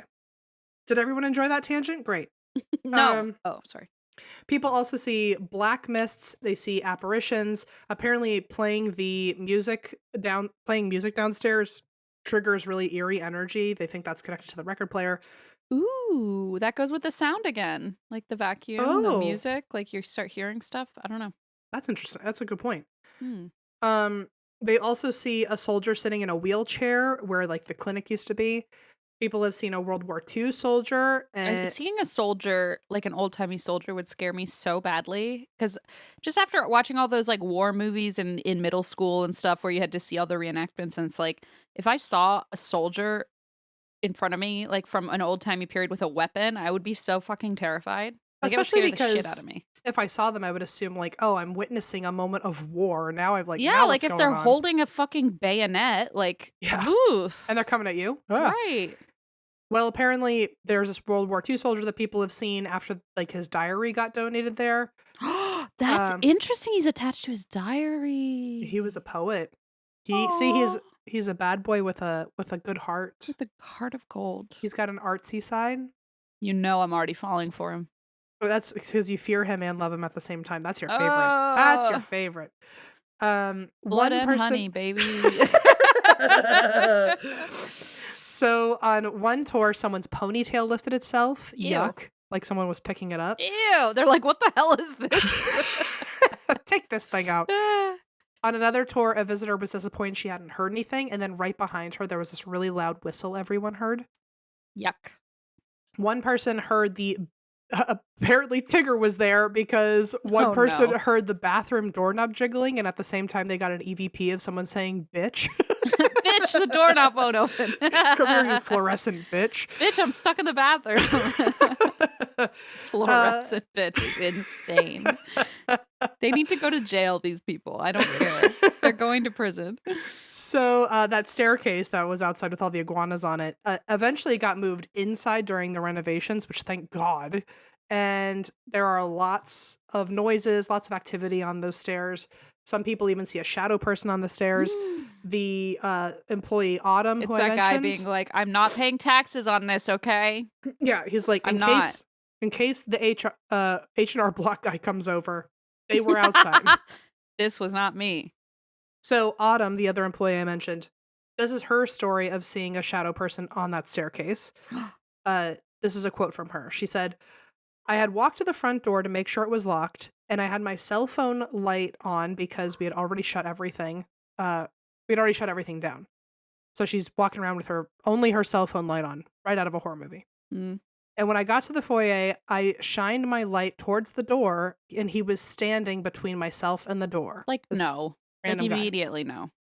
I turned around and go back to the gift shop, of course. Back to the gift shop I go. That is also my MO. She needed an FLT. She deserved it. I got one of my coworkers, and we both returned to the front door, and now he was on the stairs. They both saw him, so he's still there. That's not not only good. are two people now seeing him, but he stayed. It's not like And he moved. Oh, no. He moved, and he's like, he didn't blink away, like he's still there. Then she says, the minute she saw him and I saw him at the same time, she said, let's get out of here. And as we were heading back towards the door, she turned around and saw that he was now standing in front of the stairs at this point. So he's still moving. And now he came back closer, right? Yeah. So it's like he was like up the stairs and then he came back? No. No. So I've never heard of an apparition like staying consistently there for 3 different times you're looking at it. Agreed. Especially like moving to different spots. It's not like you close your eyes, looked, he's still there. It's like he's moving towards you. And also it's not just residual, like he walked up the stairs and vanished. It's like he walked up the stairs, then you did something and he turned around. Yeah. Like absolutely He's not. really patrolling the steps. Yeah, I don't love that. Okay, now I have broken. I'm so sorry. I know this is long. I was trying to give you a short one. But now I'm just going to go in chunks so this is easier to digest. So I can't wait. We're now going to talk about the ghost kids here. Mm. So the ghost kids activity has been around since at least 1960 when they were first renovating the house. This is 20 years before it became a museum. And even just during those renovations, people were hearing a little girl saying mama. And they think that was maybe Jessie May looking for her mom because she was 3 and her mom died, you know? Well, didn't her mom die during childbirth? Yeah, but I'm saying like she was 3 and still looking for her mom who had died. So she didn't have a mom, basically. Mm-hmm. Yeah. People also constantly hear a child crying. Other times they hear a child laughing. Very frequently people hear kids running around upstairs. One time Bonnie brought her kid to work with her, and while they were closing, she heard her daughter walking around upstairs and a second pair of footsteps following her. Oh, that's nightmare. I'd say both of you stay here. Bye. Yeah. Well, then You're her not coming daughter home with me. Then her daughter came running down because she said something grabbed her leg. So it's almost like the footsteps were chasing her to like grab her. I thought it was like, oh, she was just upstairs playing with another kid, but like that's way scarier. Yeah. No, she was just walking around. Following her. Which is interesting that someone downstairs could hear the footsteps, but not the person that was walking right next to them. Oh, that's interesting. Ugh. Some of the donations that have been brought here have been antique dolls, which the children ghosts seem to gravitate towards. Aww. And some think that the dolls now belong to Jessie May. Sometimes they think it's another ghost has like kind of taken ownership of them because people have seen a 6-year-old girl sitting next to the doll's cradle. Well, those other girls live there, right? Like 2 girls. Oh, that's true. Yeah, so it could have been one of them. And they could be the ones saying mommy because if they had like.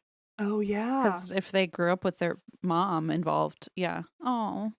There was also a black mist that hovered over one of the dolls when it first got there. Oh gosh. Which is either like, okay, the doll had an attachment or something at the building really liked this new doll. Yeah, yeah. The fact that it's a black mist is a little weird. Like, yeah, feels very Eeyore, like a dark cloud. There are dolls on display kind of throughout. There's like cribs and cradles with dolls. I mean, that's already bad. Like you and I have been places with dolls at night, and it's like it just even if nothing else is happening, it's just bad vibes for me. Yeah, it's literally several eyes staring like at you. Glassy eyes. Yeah. Someone came to appraise one of the dolls, and when he was looking at her, appraising her, that's great and all, but when he went to put her back, he put her in the bed instead of in its crib, and like in its rightful spot. Fucking dumbass. He left the room for a second, and when he came back, the entire crib was dismantled and scattered on the floor. What? What could that even mean? In my mind, it's like, well, if my dolly can't be here, then we might as well not have a fucking cradle. That's what it felt like to me, like something like... That is so freaky, because that means, like, in the moments he was gone, it disassembled silently, or it just, like, snap of a finger, quantumly dismantled. It's always that question for us. How did it happen? Yeah. Quantum IKEA construction. Anyway, that's just about terrifying to me. People have also asked to touch the dolls or the crib, and a spirit box will tell them, "No, get out, get away from my dolls." The crib Um, will explode into a million the crib will pieces. explode. All of a sudden, you'll hear a fluorescent bitch over the spirit box. From the bathroom. Some say that they've also seen like an infant crawling on the floor by the Oh, cradle, and so maybe jeez. that's Jessie May. Um, there's a ball in Jessie May's room that they use during investigations that has been said to move by itself. There are toys that are found in different positions. Sometimes they're found in completely different rooms. The teacups downstairs will move themselves from the table. Tea party. I know. Well, they'll move from the cabinet by themselves to the table. So that's so cute. And I guess they've hosted like actual tea parties here, and when they set out a certain amount, they'll always find one extra has been They're like, put you on the forgot table. about me. It's like, girl, I want to drink tea too. Aww. During one tour, one guy got his belt loop pulled on, and they asked the spirit box if that was Jesse, and instead they got the word they got the phrase Franklin, please don't tell. And so they think that might be the son because it was Frank's son. So Oh. maybe we don't know the name of the son. Now we don't know the name. We think it might be Franklin just because we heard Franklin and then like a little kid, like, please don't tell. When did that boy die? 6? At 5 weeks. Oh, 5 weeks. Yeah. But then it could also be any other kid. Who knows? Or it could be fucking Frank being weird, you know? I mean, grown I was going man. to say, yeah, maybe it was Frank. Was his full name Franklin? I don't know. Could be. Okay, so that's it for the ghost. Now we're going to talk about Marina, the one who married both of the men and had the kids. Okay. This is where I also have to send you photos. Ooh, okay.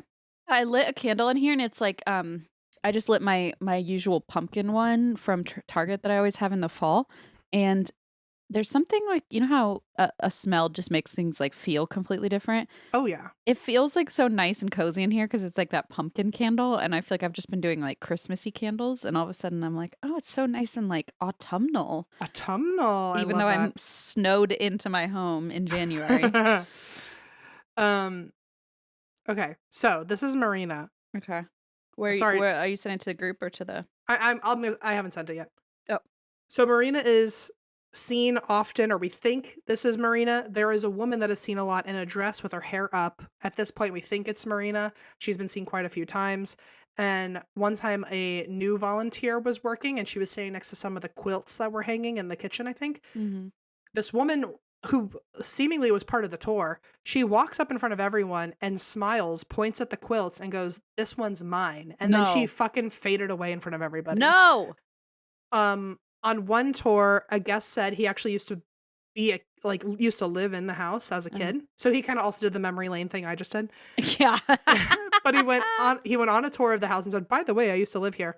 That's pretty cool. When he lived there, the house was for rent $100 a month. Wow. Then he said when he was a kid there, he was bouncing a ball in the house one time and his mom got annoyed and told him to put it away.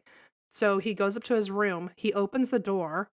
This woman, maybe Marina, is standing there, sticks her hand out and tells her to give him the ball. Or to give her the ball. He gives it to her and leaves, and outside of his room, through the door, he can now hear someone else bouncing the ball in his room. What the fuck? Do you think it's one of the kids? Like she gave it to her kids? Or maybe she bounced it one time? She was like, I don't cool. know. But anyway, so here are 2 shadow figures of Marina. Dude, to grow up and then to go back to that house and know that you saw the apparition of that woman in your own bedroom. I know. It must be like, anytime I turned a corner, I'd be like expecting to see her again if I came back. So these are 2 shadow figures of Marina I just sent you. Did you send to the group? I will. I just sent them to you for now. Okay. Oh my God. So the first 2 pictures I sent you are shadow figures. Holy crap! Why she has an ample bosom, I should say. That's the first thing I noticed. That's how she got 2 men, I guess. Mm-hmm. But then the next 2 pictures I sent you, one is just a clearer version, but that was the woman who pointed at the quilts and said, "Those are mine," and then faded away. That is absolutely nutty. Yeah, that's like definitely a woman. That is, I mean, no doubt. Like just standing full But then the one where it's just a shadow figure of her in the kitchen, like it's the same kind of thing. You're Like she's totally right. walking around in that corner, probably like I wonder what that doorway was, a pantry maybe. Maybe, yeah. Maybe that was the Wow. entrance to the original stairs. Oh, could be. Maybe that's just where she would go and cry because she was with two She's trashy just- men. it does look like she's just staring into a corner. So it could very well just be her like breathe. Today, Leon and I were playing, and I got to a point where I was like, "Mommy needs to go to the room and count to 10 and breathe." And she was like, "Okay, bye." And I was like, "What?" So maybe that's what she was doing. Okay, so that's it for Marina. For Frank, people Those have are great pictures, by the way, folks. Right? If you go on, go to our Instagram because those are like pretty kick ass, or our YouTube, I guess. I don't know. But wow. There's also, it's not as good, but there's a full body apparition picture. There's two, I think, of Frank throughout the years. He was actually the first picture of him as a full body apparition was during that first investigation that they ever did. Oh. And like the very first ghost hunt that ever came He through. just showed up, and he probably after that was like, "I'm not making that mistake again." Yeah, I know. Like started hiding. Well, so they saw him on the second floor balcony. People have since seen him on the second floor balcony. And now because of this, they think that because their daughter, Jessie May, when she died, they don't know how she died. They think maybe she like fell off the porch or something because sweetie. that's where you always see him. But it's a total guess. Dr. Stringer, the one who had the clinic, Mhm. he's not very active, but one time the employee Bonnie, she tried to vacuum the doctor's office and she heard him shout, "Hey," and then infernal contraption. Oh! Isn't that crazy? What the fuck? Which Infernal contraption is such a good phrase for a vacuum cleaner. Like that's what I call it too. Which like, and it makes sense because he wouldn't have known what it is, and he'd be like, "What the hell is this And he's infernal probably contraption?" so sick of it because they probably have to vacuum like every day. Mm-hmm. Yeah. He's also seen on the stairs a lot in a black coat. Sometimes he looks shocked, like he's seeing a patient in rough shape, so he's like hurrying to be a doctor. Oh. Sometimes people also see a ghost that's associated with him. Basically, we don't know if this was his patient or if this was a friend of his, but in 1866, someone was walking up to the building to see Dr. Stringer. And I'm not kidding, this sounds like a Wile E. Coyote situation. He was shot by a horse-drawn carriage drive-by. Come on. And now the ghost of that guy is often seen next to Dr. Stringer on the porch. Yeah, because he's probably like, wait, what the hell just happened? I'm sure, I mean, honestly, if I saw a horse-drawn carriage drive-by, I'd go, did I just fucking see a horse-drawn carriage drive-by? What the hell? No wonder your spirit sticks around. Like, what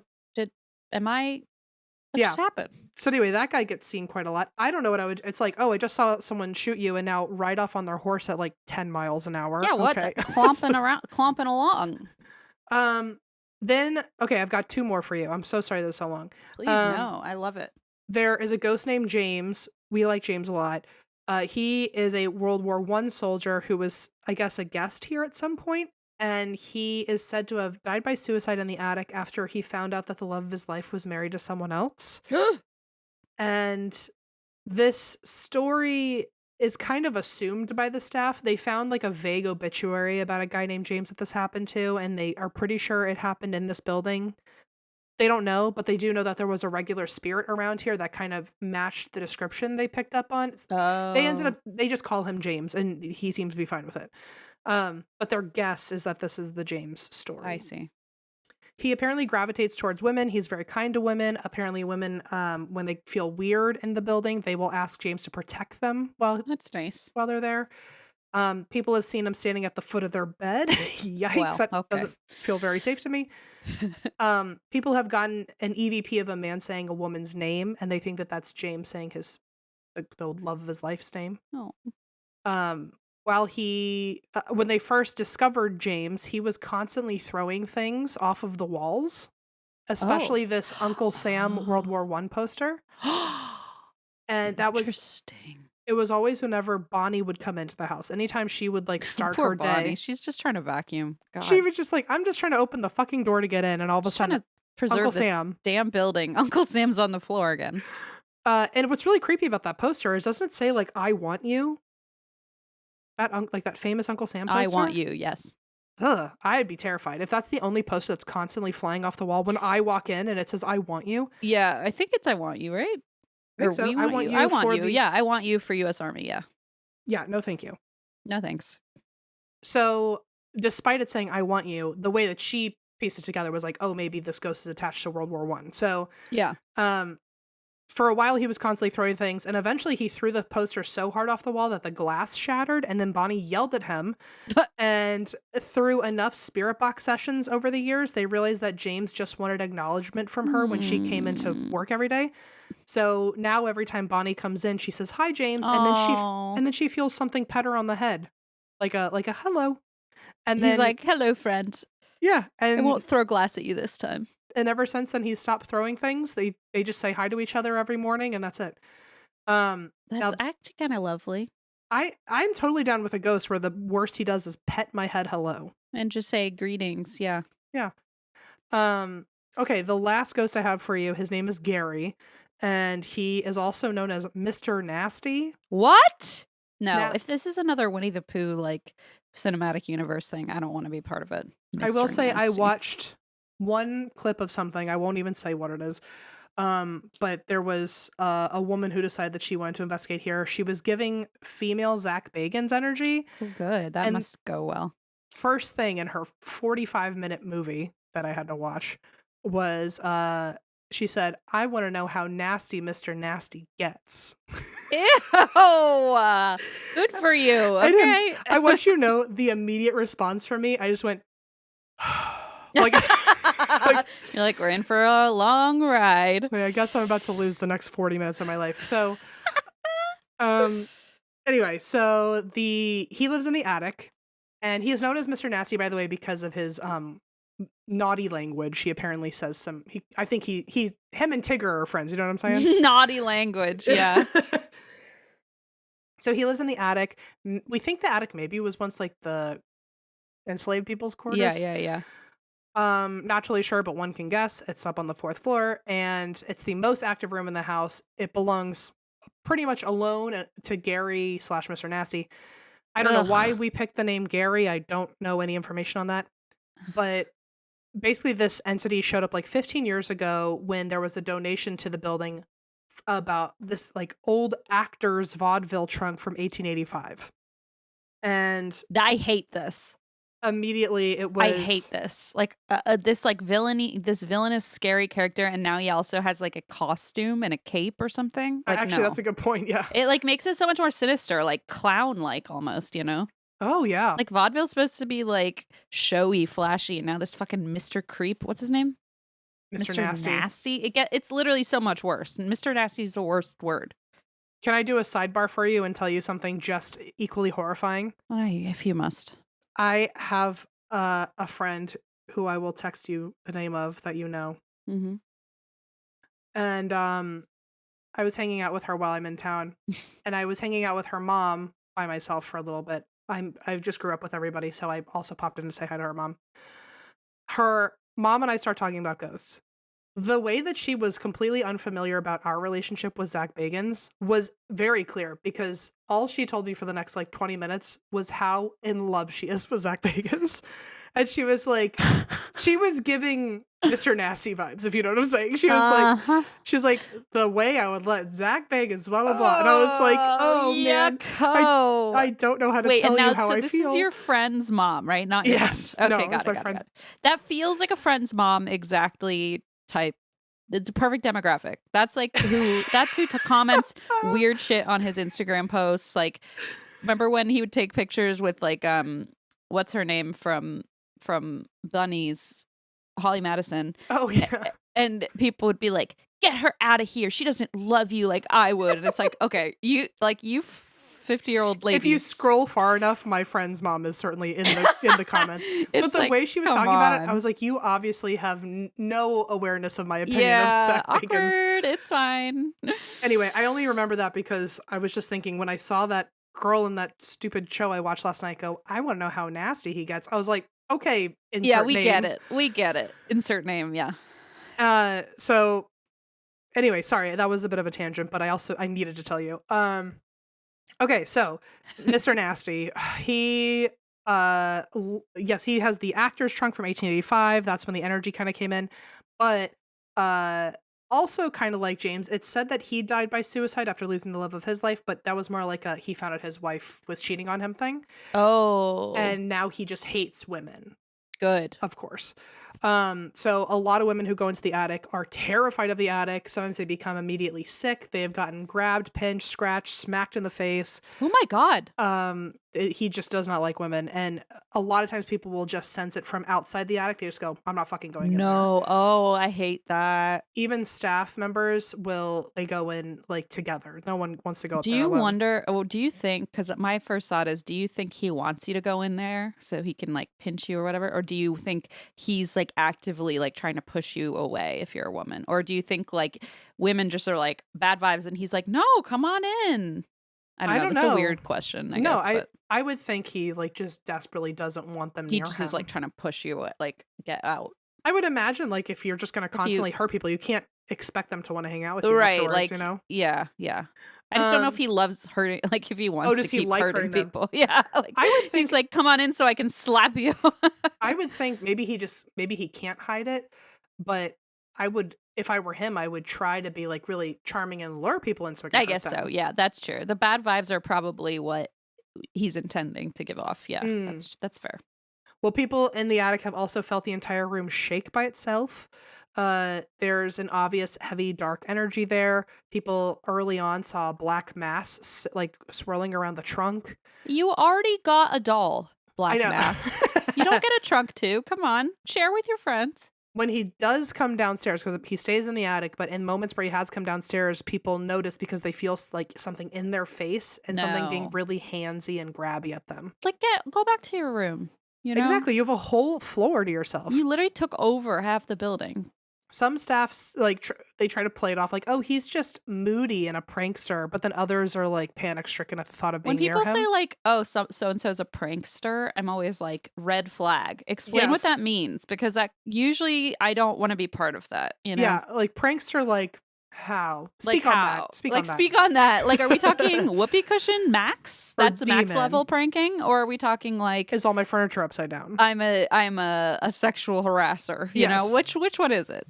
So this spirit has gotten a lot calmer than it used to be because I guess the staff have now started writing like positive messages in the trunk and are trying to like infuse it with good energy, basically. Oh gosh, I'm sure he loves that. But it also feels like one, you're giving it attention. Two, you're giving him gifts, so you're encouraging the behavior. That's how it feels to me. But I guess it's working, so whatever. I mean, maybe they're just appeasing him, like, okay, now stay with your damn trunk. Yeah.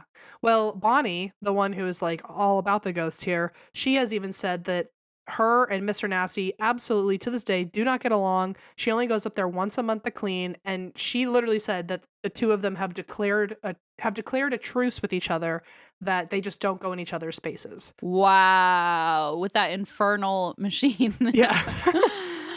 So they've also said that the trunk, when it went into the attic, that's when the attic started having a lot of problems. But originally it was in different rooms and activity was heavier there. So they know that the trunk is what the attachment is what the item is. Do you know that I literally last night almost bought a trunk from an estate sale and it was so beautiful. And then my gut just said, please don't. So instead I bought a bunch of old Victorian photographs. Good for you. Yeah. See, you just gotta listen to your gut. Now I have a briefcase of Victorian pictures. So I think that's probably a better bet than a trunk.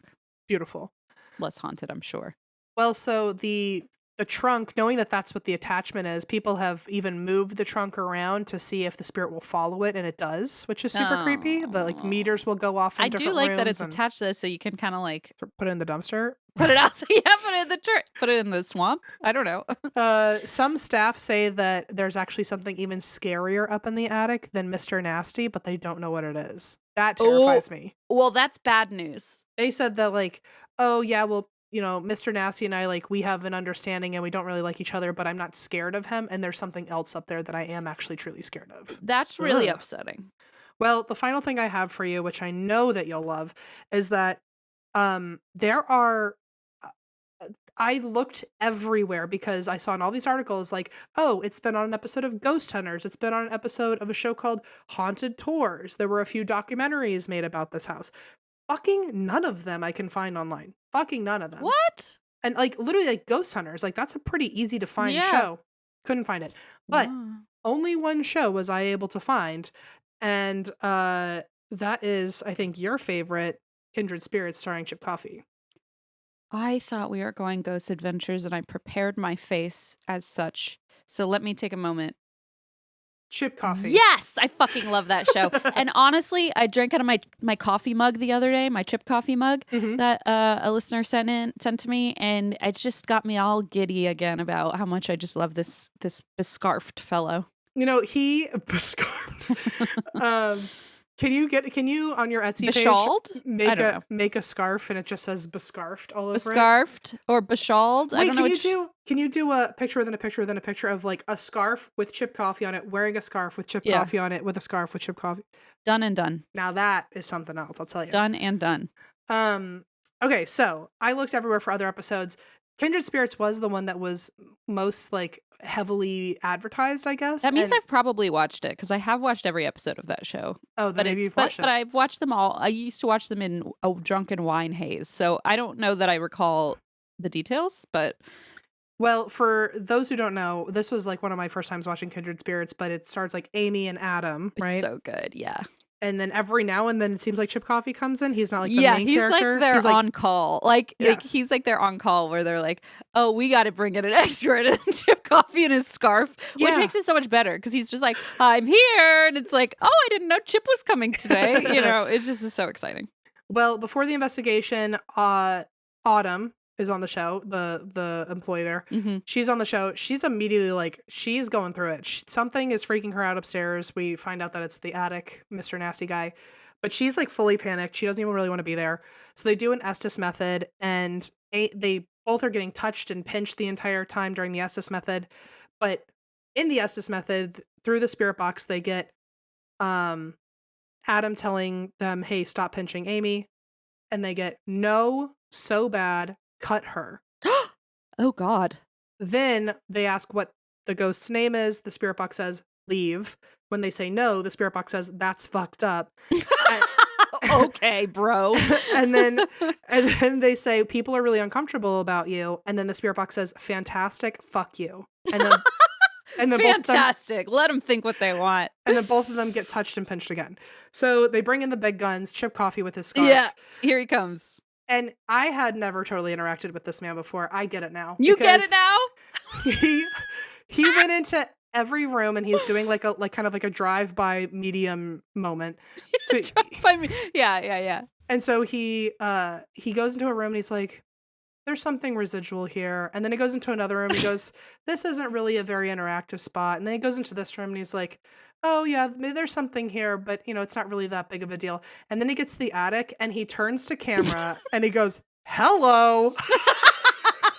No, it's like so epic. It's every time he's on, I'm like, you bring so much light into my life.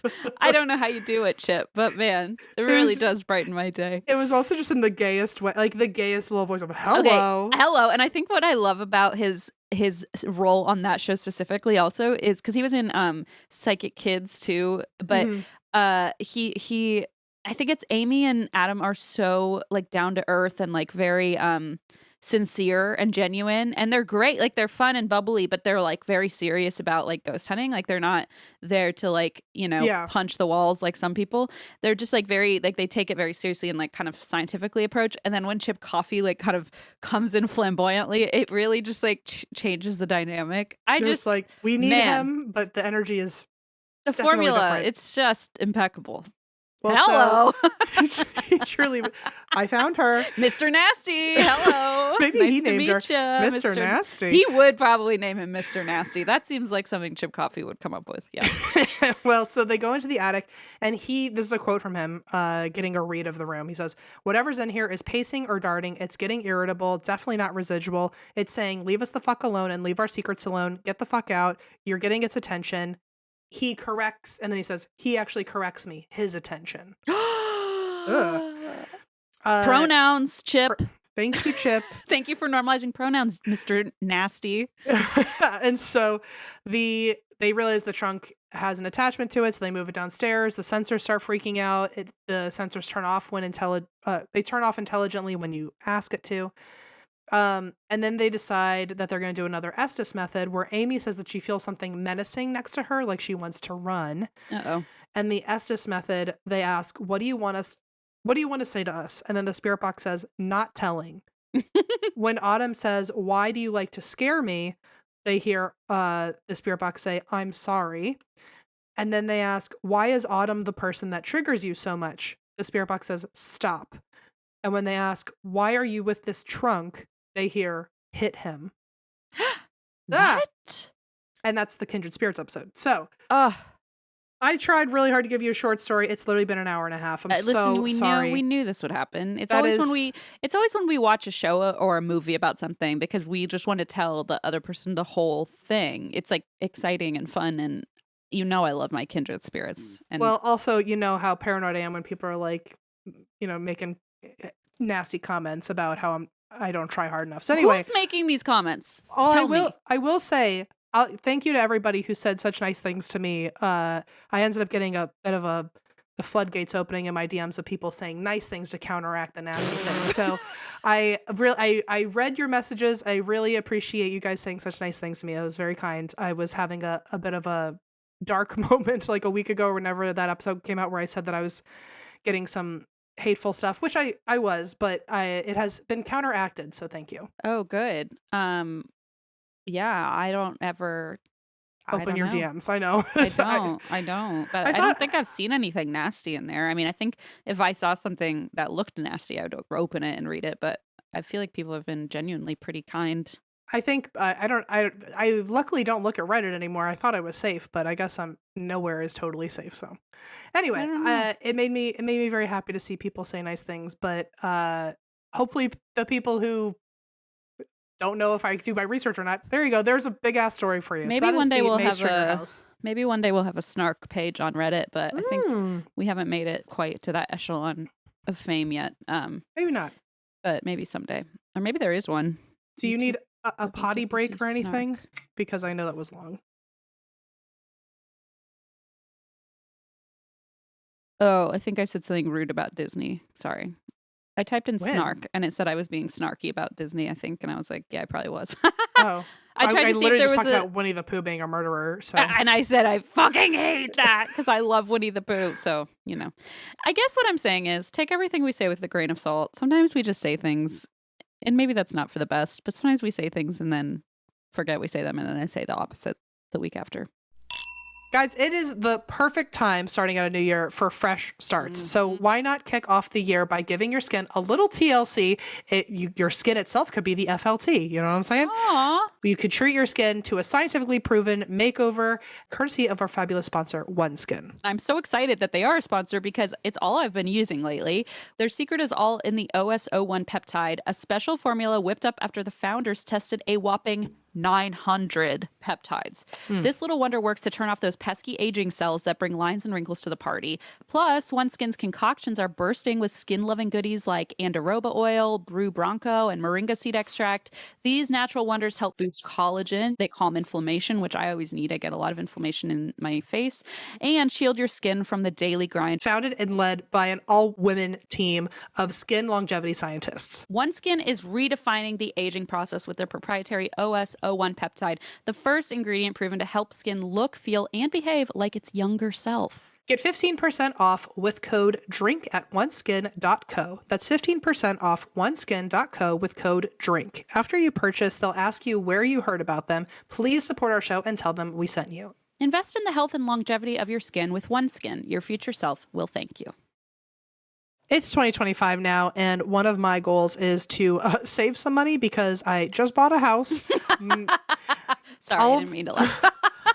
All of a sudden, I'm paying double whatever rent I used to pay, and I really needed to get it together. I was spending a lot back in the day on Pokemon cards. I love my tchotchkes, but I really got to tame it for like a second, at least a day, so Allison knows that I'm trying to keep it together. And luckily, we're able to do that with Mint Mobile. It's Yeah, the thank easiest way God. to save this year. Okay, it really is. So if you're still paying insane amounts of money every month for wireless, switching to Mint Mobile is seriously the easiest way to save this year. As the first company to sell premium wireless service online only, Mint Mobile lets you maximize your savings with plans starting at $15 a month when you purchase a 3-month plan. And that's just like right as you see it. It's delivered on the nation's largest 5G network. Do not even worry. You use your own phone with any Mint Mobile plan. You can bring your phone number along with all your existing contacts. Don't even worry about it. To get this new customer offer and your new 3-month unlimited wireless plan for just $15 a month, go to mintmobile.com/ATWWD. That's mintmobile.com/ATWWD.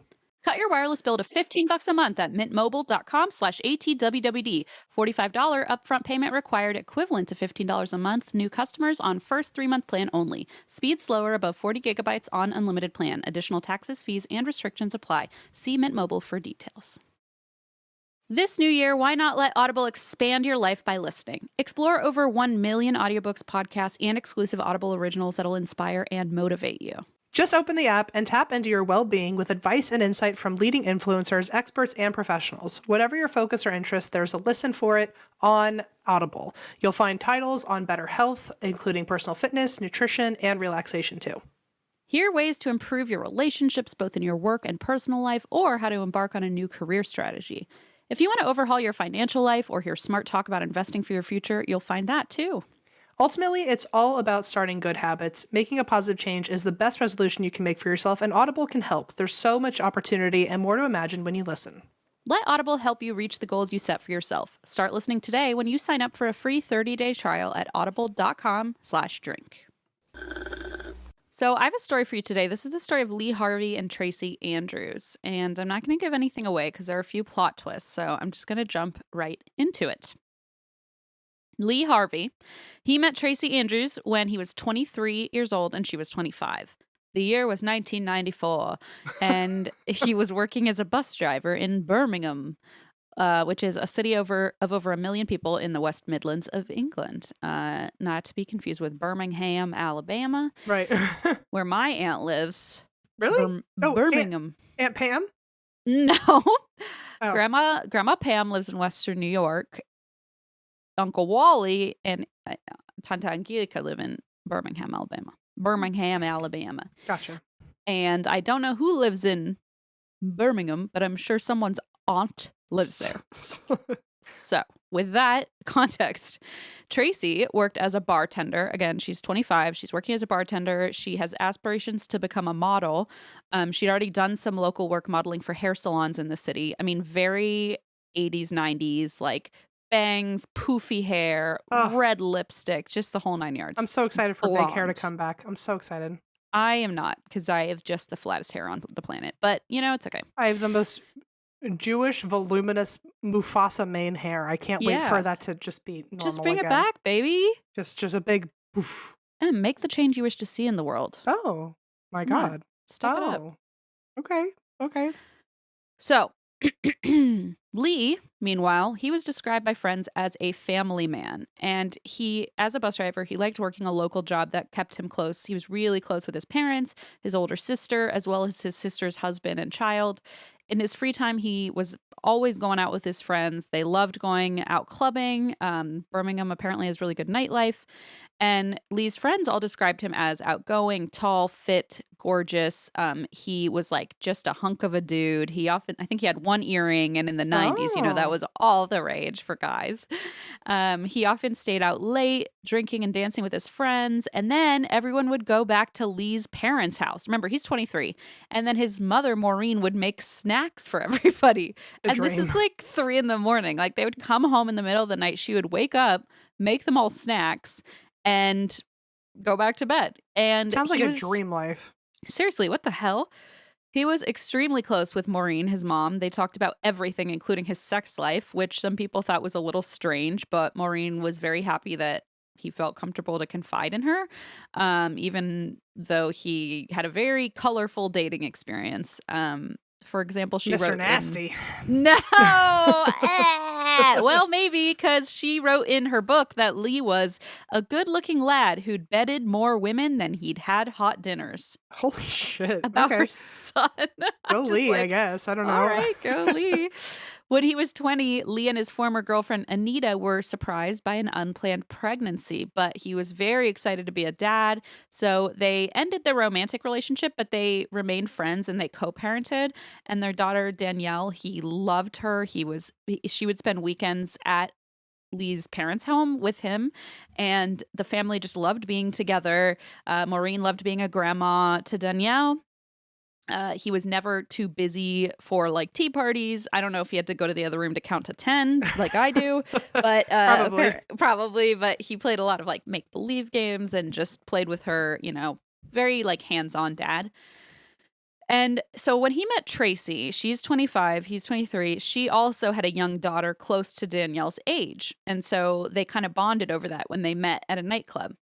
And when they met, they were both excited to have like this something so in common. Their daughters were like a year apart. They're both really young and love nightlife, but they both have a kid. Like they just felt like it clicked right away. And the girls themselves became close friends. They had sleepover. I mean, that's dream life, right? Like you meet a partner and their kid and your kid become best friends, and it's like easy peasy. Now you're sisters.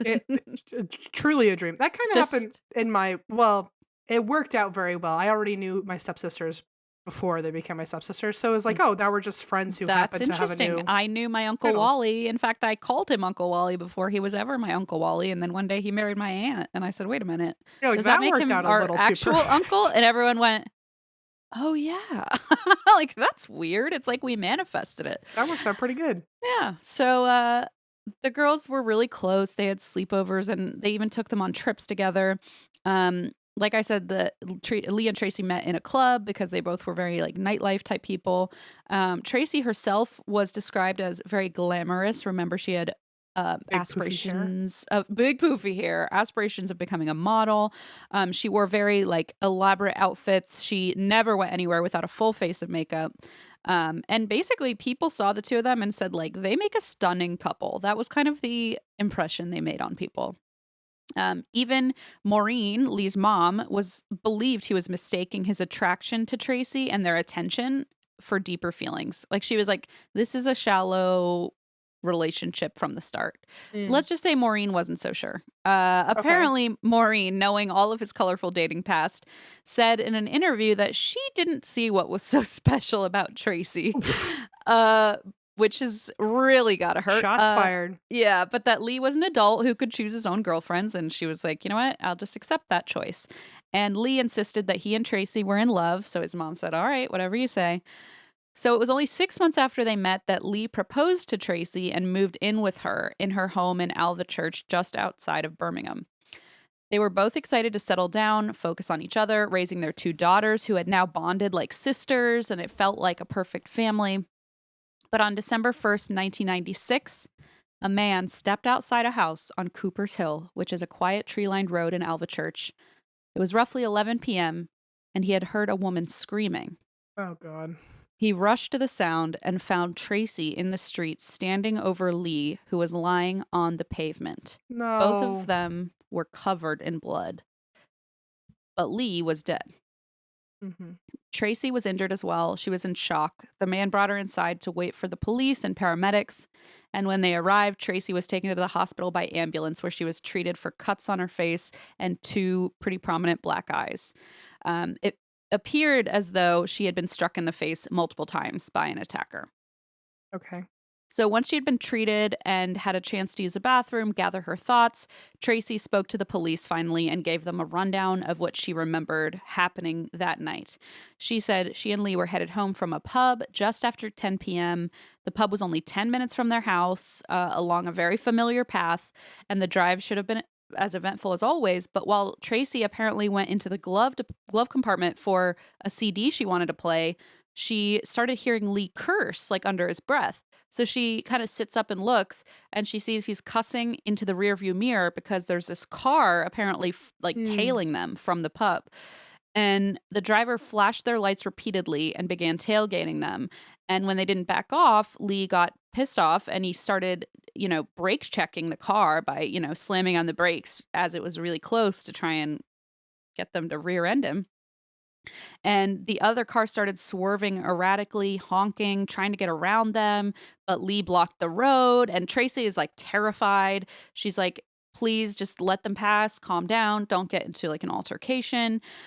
She said as they sped up a dark tree-lined road in a spot called Cooper's Hill, the car overtook them, swerved in front, and stopped in the middle of the road. Oh, shit.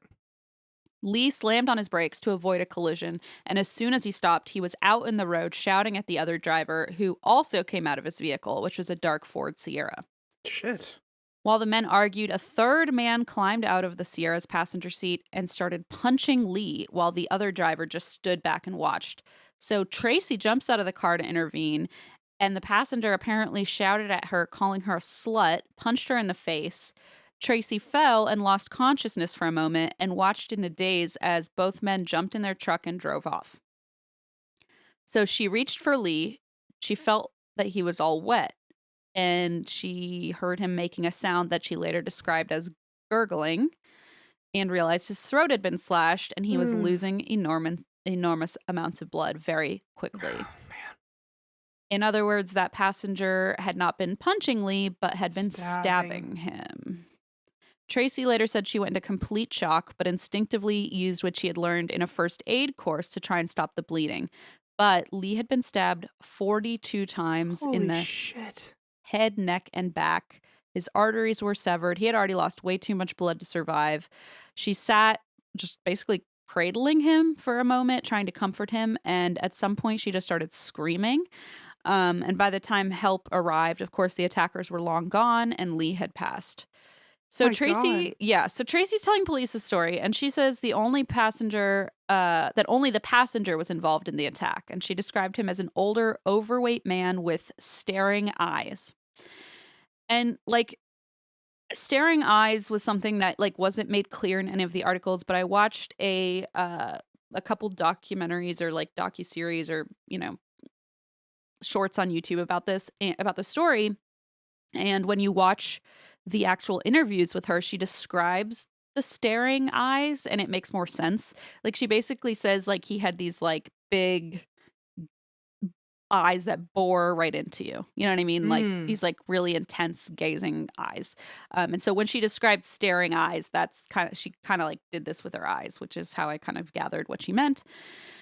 Investigators thought it would be impossible for such a dramatic scene to have no witnesses, so they needed to find someone who could just come forward with information. So they started publishing descriptions of the incident, the cars, the attacker, the staring eyes, the details of the route they took that night.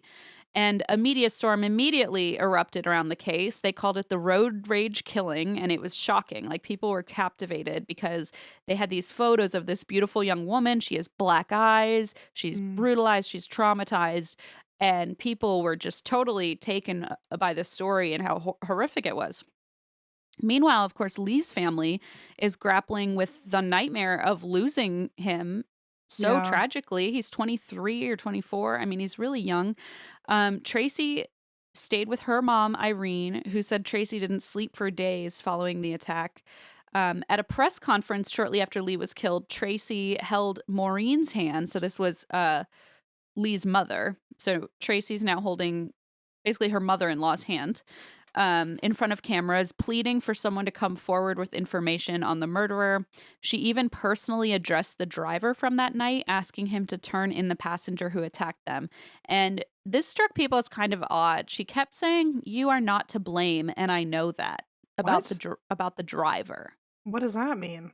Like, she kept saying, "You're not the one who hurt him, so you won't be in trouble. But the passenger will be." And he, like, you weren't, I guess, physically involved, right? So, like, but also you were still the asshole driving like that. You were the one who swerved and just like watched as someone stabbed a guy. Was it just like just a really bad bout of road rage? Is that I mean, what that's happened? what people called it. They called it a road rage, the road rage killing. It just doesn't make sense. I mean, maybe I've just never lived with road rage like that. At least I feel like there had to be. Were they drunk? I don't know. It feels like something else had to be going on an empty road. Come on. Could be. She said, "You are not to blame, and I know that." And people were like, "That's odd." So on December 4th, a detective went to Irene's home to speak with her daughter, Tracie. But Tracie apparently had finally fallen asleep that morning after days without sleep. So Irene said, "Come back another time, please." But while the detective spoke to Tracie's family, Irene actually found a note Tracie had written to her daughter apologizing for taking her own life. And said she is going to be with Lee now. So literally as the detective is talking to Tracie's mom finds a note somewhere in the house, in the kitchen, I don't know, that says, "Sorry for taking my own life." So the detective rushes up to Tracie's bedroom and she is unconscious. She has taken over 200 pills. Holy shit. I was really hoping that that was like a preemptive note she hadn't actually fulfilled yet. It was Oh like my God. moments earlier, I presume, or shortly before. Wow. She had taken 200 pills approximately, and according to Irene, Tracie died more than once in the ambulance on the way to the hospital, but thankfully was successfully revived and stabilized against the odds. So days later, investigators on the case shocked Tracie's family and the media when they got to the hospital where Tracie was recovering Mm-hmm. and arrested her. No. Yes. She paid for them to do it. They were forced to wait more than a week, though, because Tracie was in an intensive psychiatric care unit. And then once she had, made it through that process, the police announced that Tracie was being charged with Lee's murder. Mm-hmm. Uh-huh. So the announcement to everybody else seemed completely out of left field, but Tracie's story to the police had basically begun to unravel almost immediately after the murder. Like you said, something sounds fishy, something sounds off. Uh, Basically, at the first press conference, when she pleaded to the media for witnesses and started saying things like, "We know you're not in trouble, just come forward." And they were like, "Oh, that's strange. Doesn't she want the guy who killed her?" Whatever. So people were like, "That's odd, but who knows? She's in shock. She's been traumatized." But then during that same press conference, a member of the press asked Tracie questions about the timeline of that night and mentioned Tracie and Lee leaving the pub at 10:10 p.m. But Mhm. Tracie corrected him and said, no, it was 10 till 10. So it was 9:50. And the reporter was confused because police had told the press that Lee and Tracie left for home at 10:10 p.m. based on Tracie's recollection. Okay. So, it wasn't unusual for the victim of an attack, especially like someone who had suffered head trauma, to like mix up a timeline. But again, the pub was only 10 minutes from their home, and the emergency phone call hadn't come until 11 p.m. Mm. So they were like, well, now you're adding 20 more minutes onto this timeline. Basically, instead of from 10:10 to 11 that this event would have Right. all it conspired, now she's saying it was There's like 20 minutes more. 9:50. Yeah. Yeah, 20 more minutes. And so that was like a dramatic shift because it created a huge gap that like they couldn't account for. Like if Tracie and Lee left the bar, sped down the road, stopped, and were attacked in that 10-minute drive, then what's happening in that hour that's left, Mhm. between screaming and calling for help? So there was already a significant chunk of unaccounted for time in the original story, but now these extra 20 minutes are starting to raise eyebrows, and people are like, well, that's just strange. So as the journalist is like asking questions, trying to make sense of this, Tracie starts getting worked up, and the detective just ends the questioning. But that moment, when they watched it, Lee's family, they knew. They were certain suddenly that Tracie had killed Lee.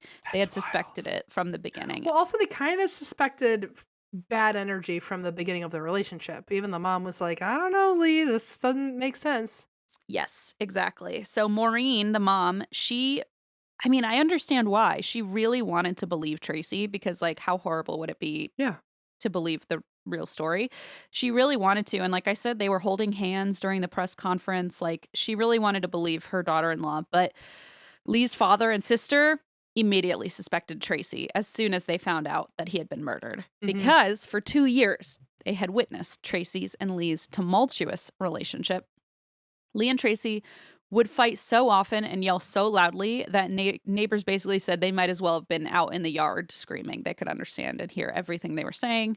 Maureen insisted that Lee had never hit Tracie, but he did shout at her and throw things around the apartment while they Uh-oh. fought. So already bad, red flag. Tracie, however, was very often known to become physical. She had often scratched Lee in the face. She had punched him numerous times. Police intervened in their fights more than once, even removed Lee from the home at one point, and he would Damn. usually go to stay with his parents until Tracie called him to sort things out, and then he would move back in with her. So it was like a very toxic abuse cycle of just like this toxic couple that are both abusive toward one another and then just keep getting back together. And his family, they're like they have no control. They're just have to let him do what he wants to do. Tracie apparently reportedly once hit Lee with a bottle in the middle of a nightclub, a glass bottle. And security had to intervene, of course. And then another time, security intervened when she basically launched herself at him for talking to a woman who was working behind the bar. And during that altercation, she bit him in the neck so hard that he started bleeding. Oh my God. And Lee's parents just felt helpless. Like, they wanted to protect him from this relationship, but like, he's an adult and he keeps going back to it. And it's like, you can't force somebody out of a relationship. Yeah. So the family often argued about Lee's relationship while he just continuously assured them things would get better. They'd make it work. They'd work it out. They'd do counseling, what have you.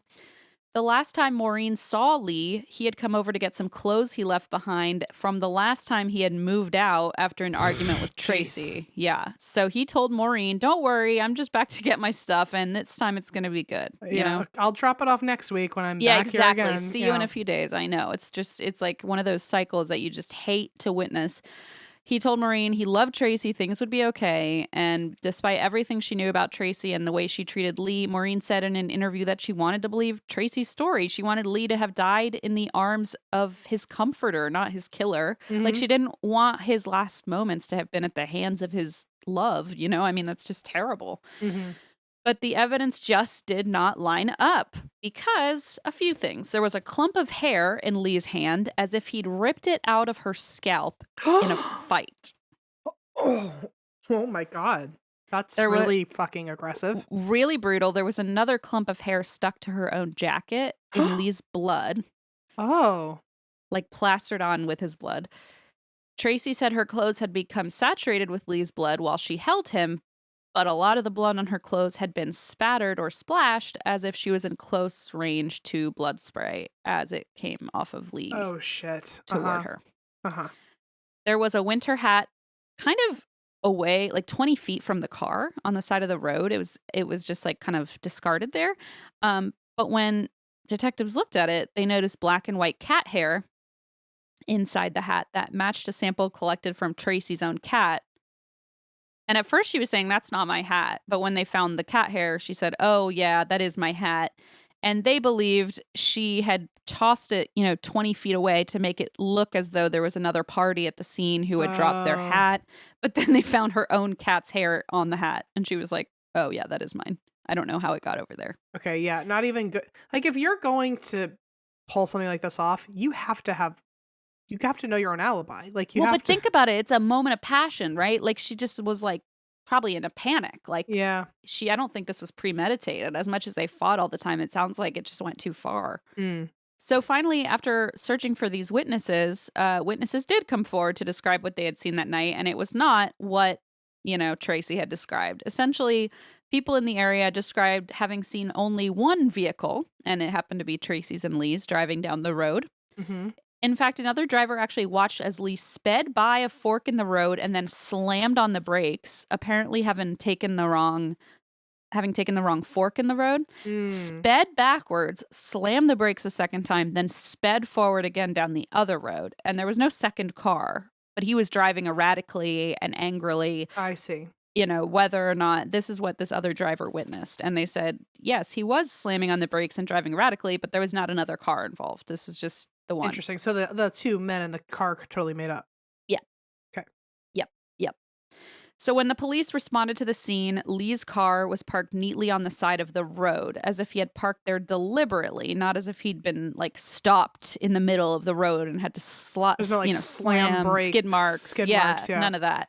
So the missing piece of evidence that challenged the prosecution, of course, was the murder weapon, because that could not be found. Now, detectives suspected a small pocket blade or even a pair of scissors on a Swiss Army knife, as being what had killed him, but they couldn't find a weapon even after extensive searches by teams like on their hands and knees digging through dirt and leaves trying to find it. Wow. So what they concluded, now here's the thing.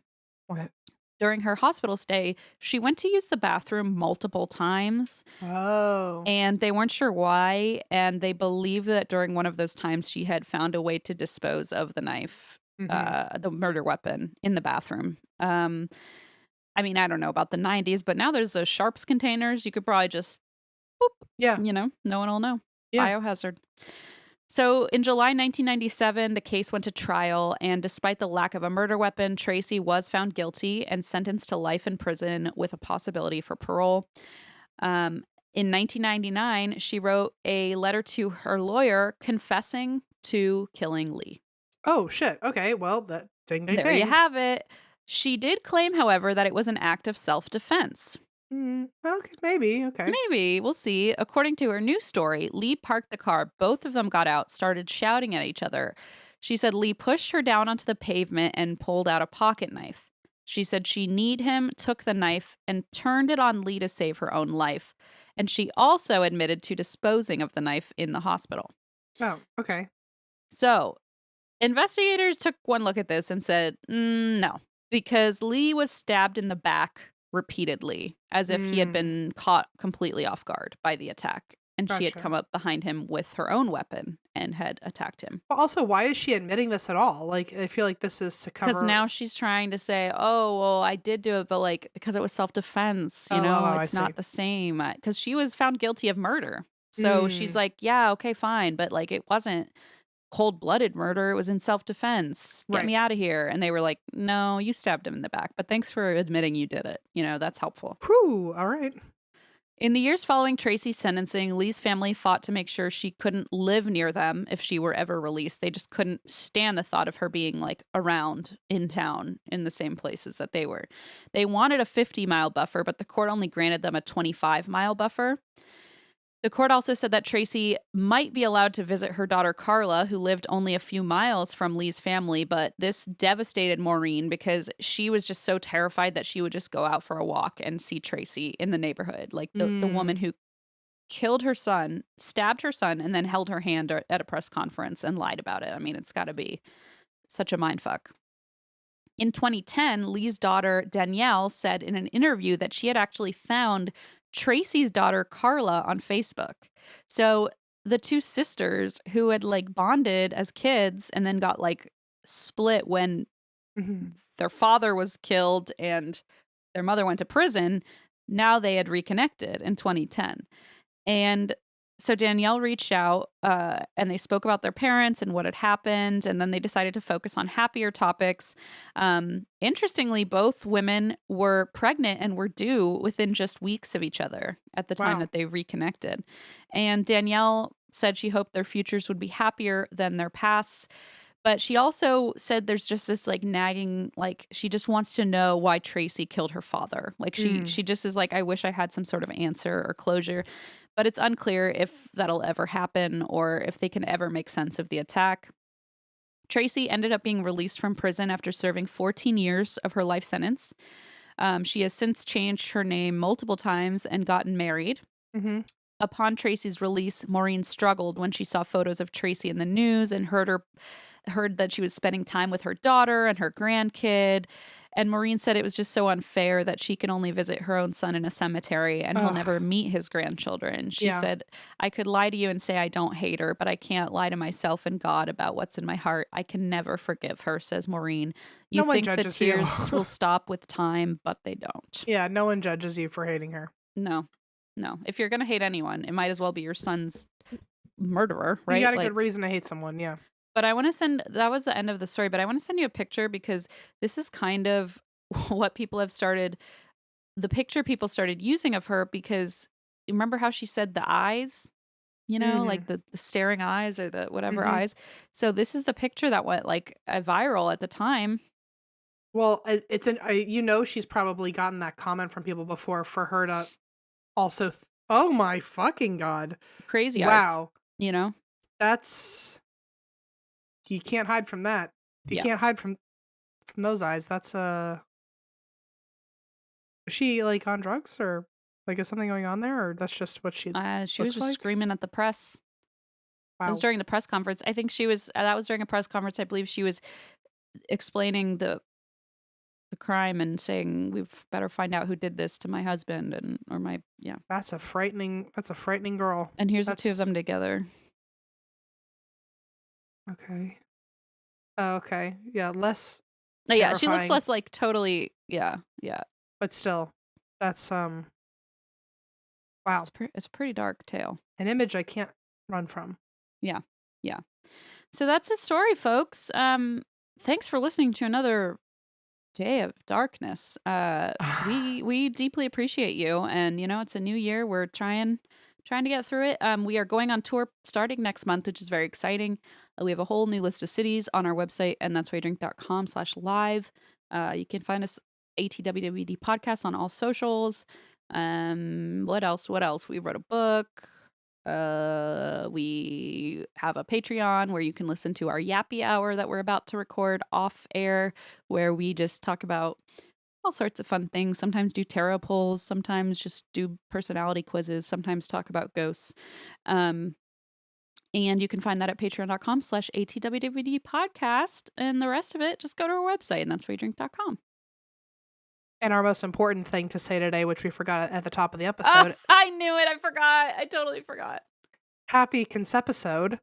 Concepisode. Hello, it's our Concepisode. Our conception episode, when we decided that the idea struck today 8 years ago that we would start a podcast together. 8 years ago.